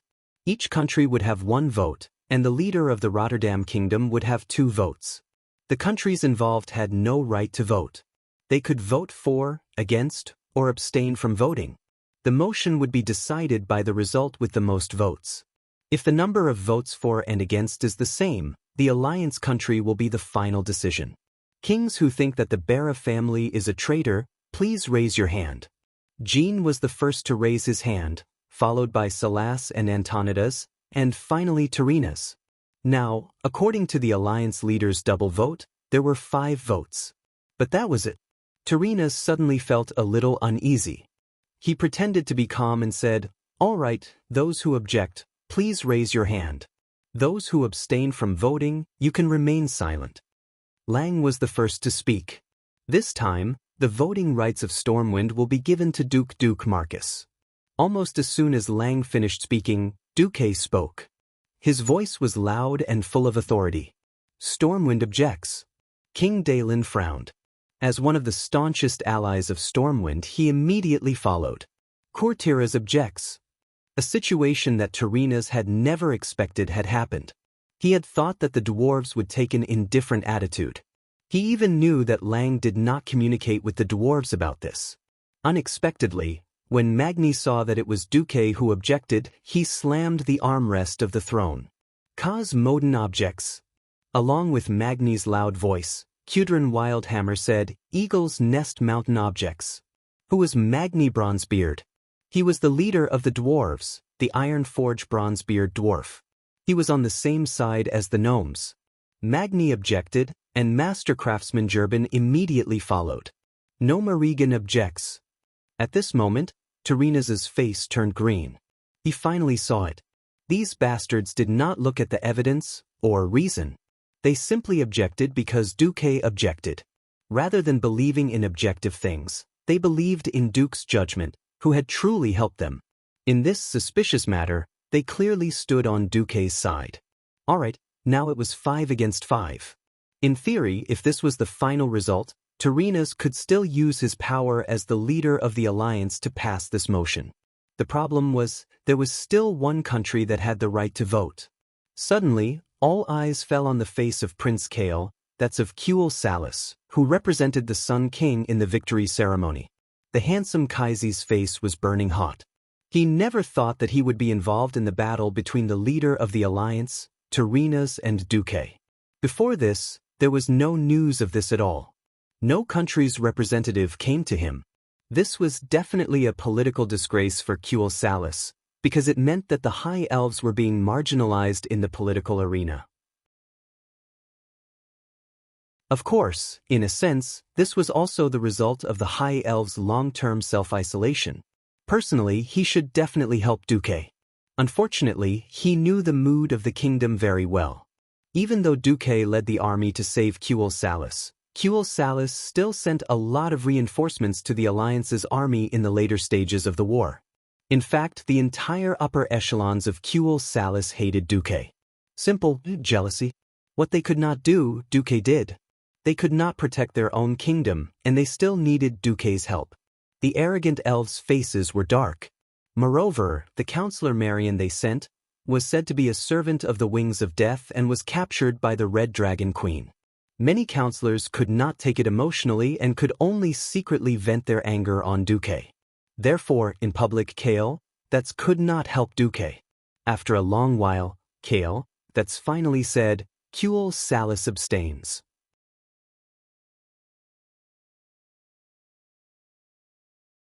Chapter 598. Kale, that's was in a miserable situation. He never thought that things would turn out this way. Right now, he was stuck in the middle, with no one on either side. After Quel Salis was invaded, Kale, that's had a clear understanding that the era of isolationism was over. He didn't know what would happen in the future, but it was right to have a good relationship with Rotterdam. On the other hand, it was also irrational to offend Duque, the smartest person in the entire alliance. Not only did he feel like his long-term emotional investment had gone to waste, but he also had an ominous premonition that came from fate. This made Kale, that's very uncomfortable. If he didn't want to play it safe and wanted to see the situation clearly before making a decision, this wouldn't have happened. If the previous vote had already been decided, Quel Salis wouldn't have to be a clown. He never thought that after Lang handed over the voting rights to Duque, the 5 heads of state actually completed 5 votes in 3 seconds, and all of them were against. This pushed Quel Salis to the top of the wave. After shouting out the word abstain, with all his courage, Kale, that's mouthed in sorry, to Duque. He didn't know how much of Duque's impression of him would be restored by doing this, but if he didn't do anything, he would never forgive himself. It's okay. Duque didn't mouth it, but said it out softly. You heard at least half of the kings. This made Kale, that's feel awkward again. Someone else was the one who was really embarrassed. Terenas was forced to a dead end. He had never imagined that the alliance would be split because of a duke from a small country. He was so close to being slapped in the face. Of course, he could suppress the accusation of Duke Barev's rebellion for the sake of the alliance's harmony. That way, he would have to face a lot of opposition in the country. All his previous plans against Alterac would be for naught. In fact, from the beginning, Terenas knew that it was impossible to completely annex Alterac in a short period of time. So, from the beginning, he used a more indirect method, such as handing it over to someone who was trustworthy, talented, and seemed to be interested in peace and unity. Unfortunately, it seemed that even the first step of clearing the obstacles for Lord Prestel's ascension to the throne was met with great resistance. He really wanted to kill Duque. Why did the Stormwind Kingdom publicly announce that all the refugees would retreat within a year, and that they had no intention of touching any part of the Rotterdam Kingdom's territory at all? Yet, at this juncture, the Rotterdam Kingdom was stuck between a rock and a hard place. If Alicia was really Duque's woman, Terenas might be more wary, but no matter how many times he checked, the maids of Rotterdam swore that Alicia was definitely a virgin. He really did not understand why Duque, who had no interest in Alterac, would protect Duke Barev. Terenas Menethil gripped the king's scepter tightly in his hand, the muscles in his face trembling, and he took 3 deep breaths. He still made a decision.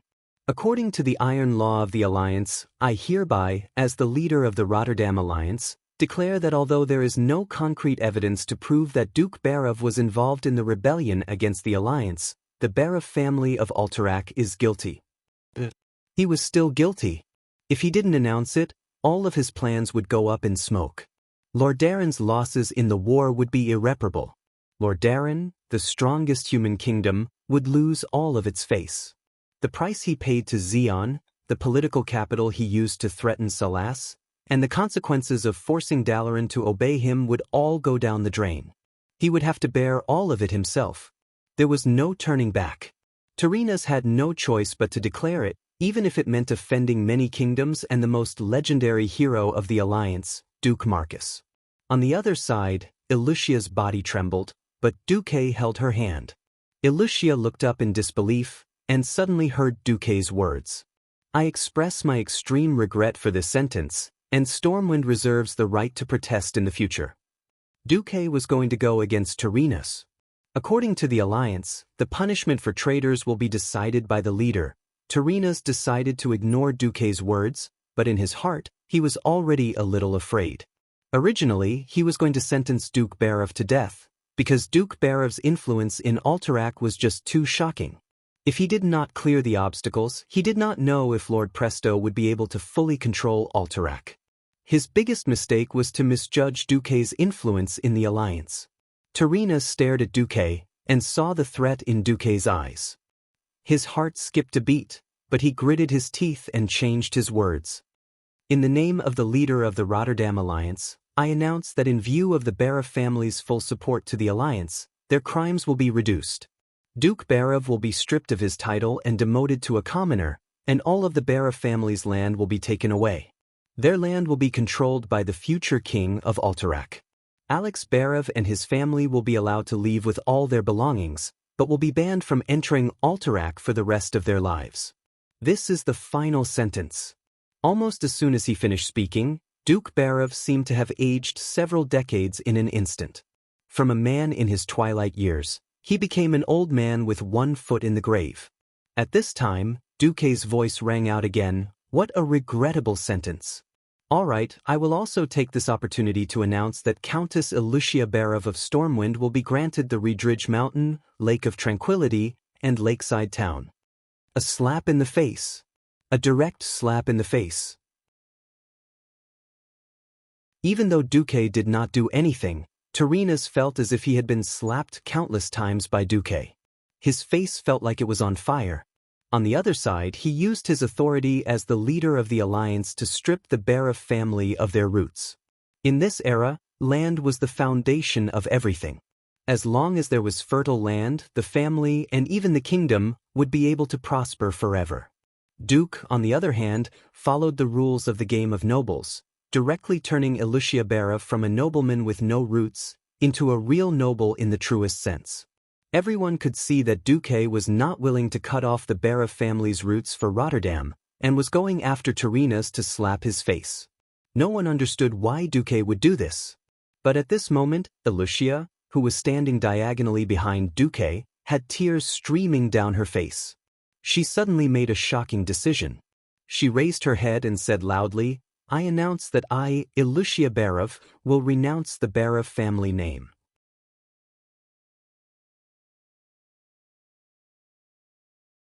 Chapter 599. Elucia was very brave. This was an era where bloodlines were very important. Almost every noble considered themselves descendants of Thoradin the Great. In fact, even the current royal families of the Seven Kingdoms were mostly companions who fought alongside Thoradin the Great 2,800 years ago. For example, Tyrrhena's ancestor, Lorden, and Sora's Trollbane's ancestor was given the surname Trollbane by the Great. No one could deny the importance of a noble bloodline in the human world. Everyone knew that since Duque dared to protect Elucia, the Barav family would not be severed in the distant future. In a sense, as long as Elucia still carried the name of Barav, even if she was defined as a traitor, although this traitor was questionable, she would still be a noble daughter. Under the premise that Duque refused to marry a princess of the Seven Kingdoms, even if he married Elucia and changed her surname to Barav, no one would think that there was anything wrong with Duque. On the contrary, the Marcus that Duque made up was a lowly surname in the eyes of the nobles. And Elucia's announcement of giving up her surname was actually out of good intentions. She did not want Duque to offend the strongest human kingdom, Lordaeron, because of her. That was the thinking of the nobles of Azeroth. Tyrrhenus heaved a sigh of relief when Elucia made that declaration. In the eyes of many kings and nobles, Duque's side had given in. Giving up the surname meant that the lineage was broken. Even if you had the so-called noble bloodline, no nobles would recognize your bloodline unless it was absolutely necessary. Who knew? Duque was not going to have it. Shut up. Elucia, your two brothers should be hanged, but your father is not guilty. Taking away the fief is already the biggest punishment for you and your parents. Since His Highness Menethil did not take away the surname of Barav, you don't have to, and you don't have the right to, give her up. The count under me can only be Elucia Barav, and not a woman without a surname. As soon as these words came out, the throne room simply shook the earth and mountains. Crazy. He was going crazy. Duque was going to fight Tyrrhenus to the death. What kind of enmity did they have with each other? Generally speaking, there was no enmity of killing one's father or stealing one's wife, nor was there any feud between the two countries. It was impossible for there to be such opposing emotions.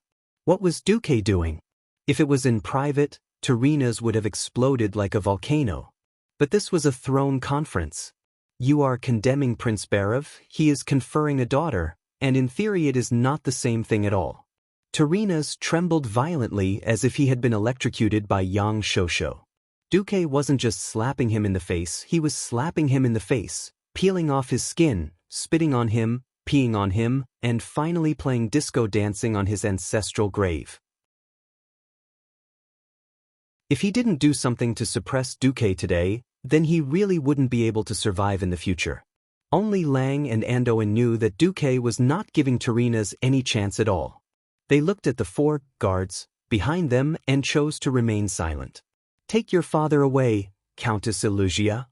After instructing Elugia to support the old Duke, who could barely walk, Duke Berev left. Duke once again looked at Tyrrhenas. Tyrrhenas finally made his move. He stood up and raised the king's scepter high. "Today is a day of celebration for the Alliance's victory. We have expelled the traitor Berev from the Alliance. Today is also a day of celebration for the 11 countries of the Alliance. I believe that there should be no empty seats on the 11 thrones, so I would like to introduce the descendant of the Alterac royal family, the Lord of Pristo."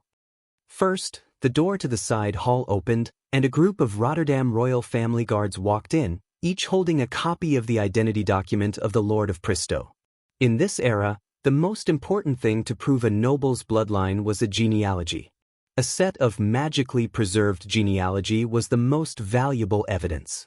Then, with a so-called ancestral relic and a simple blood test to match the marriage partner between nobles with the royal genealogy of other families, they would basically be 100% confirmed as descendants of nobles. Seeing this, Duque was dumbfounded.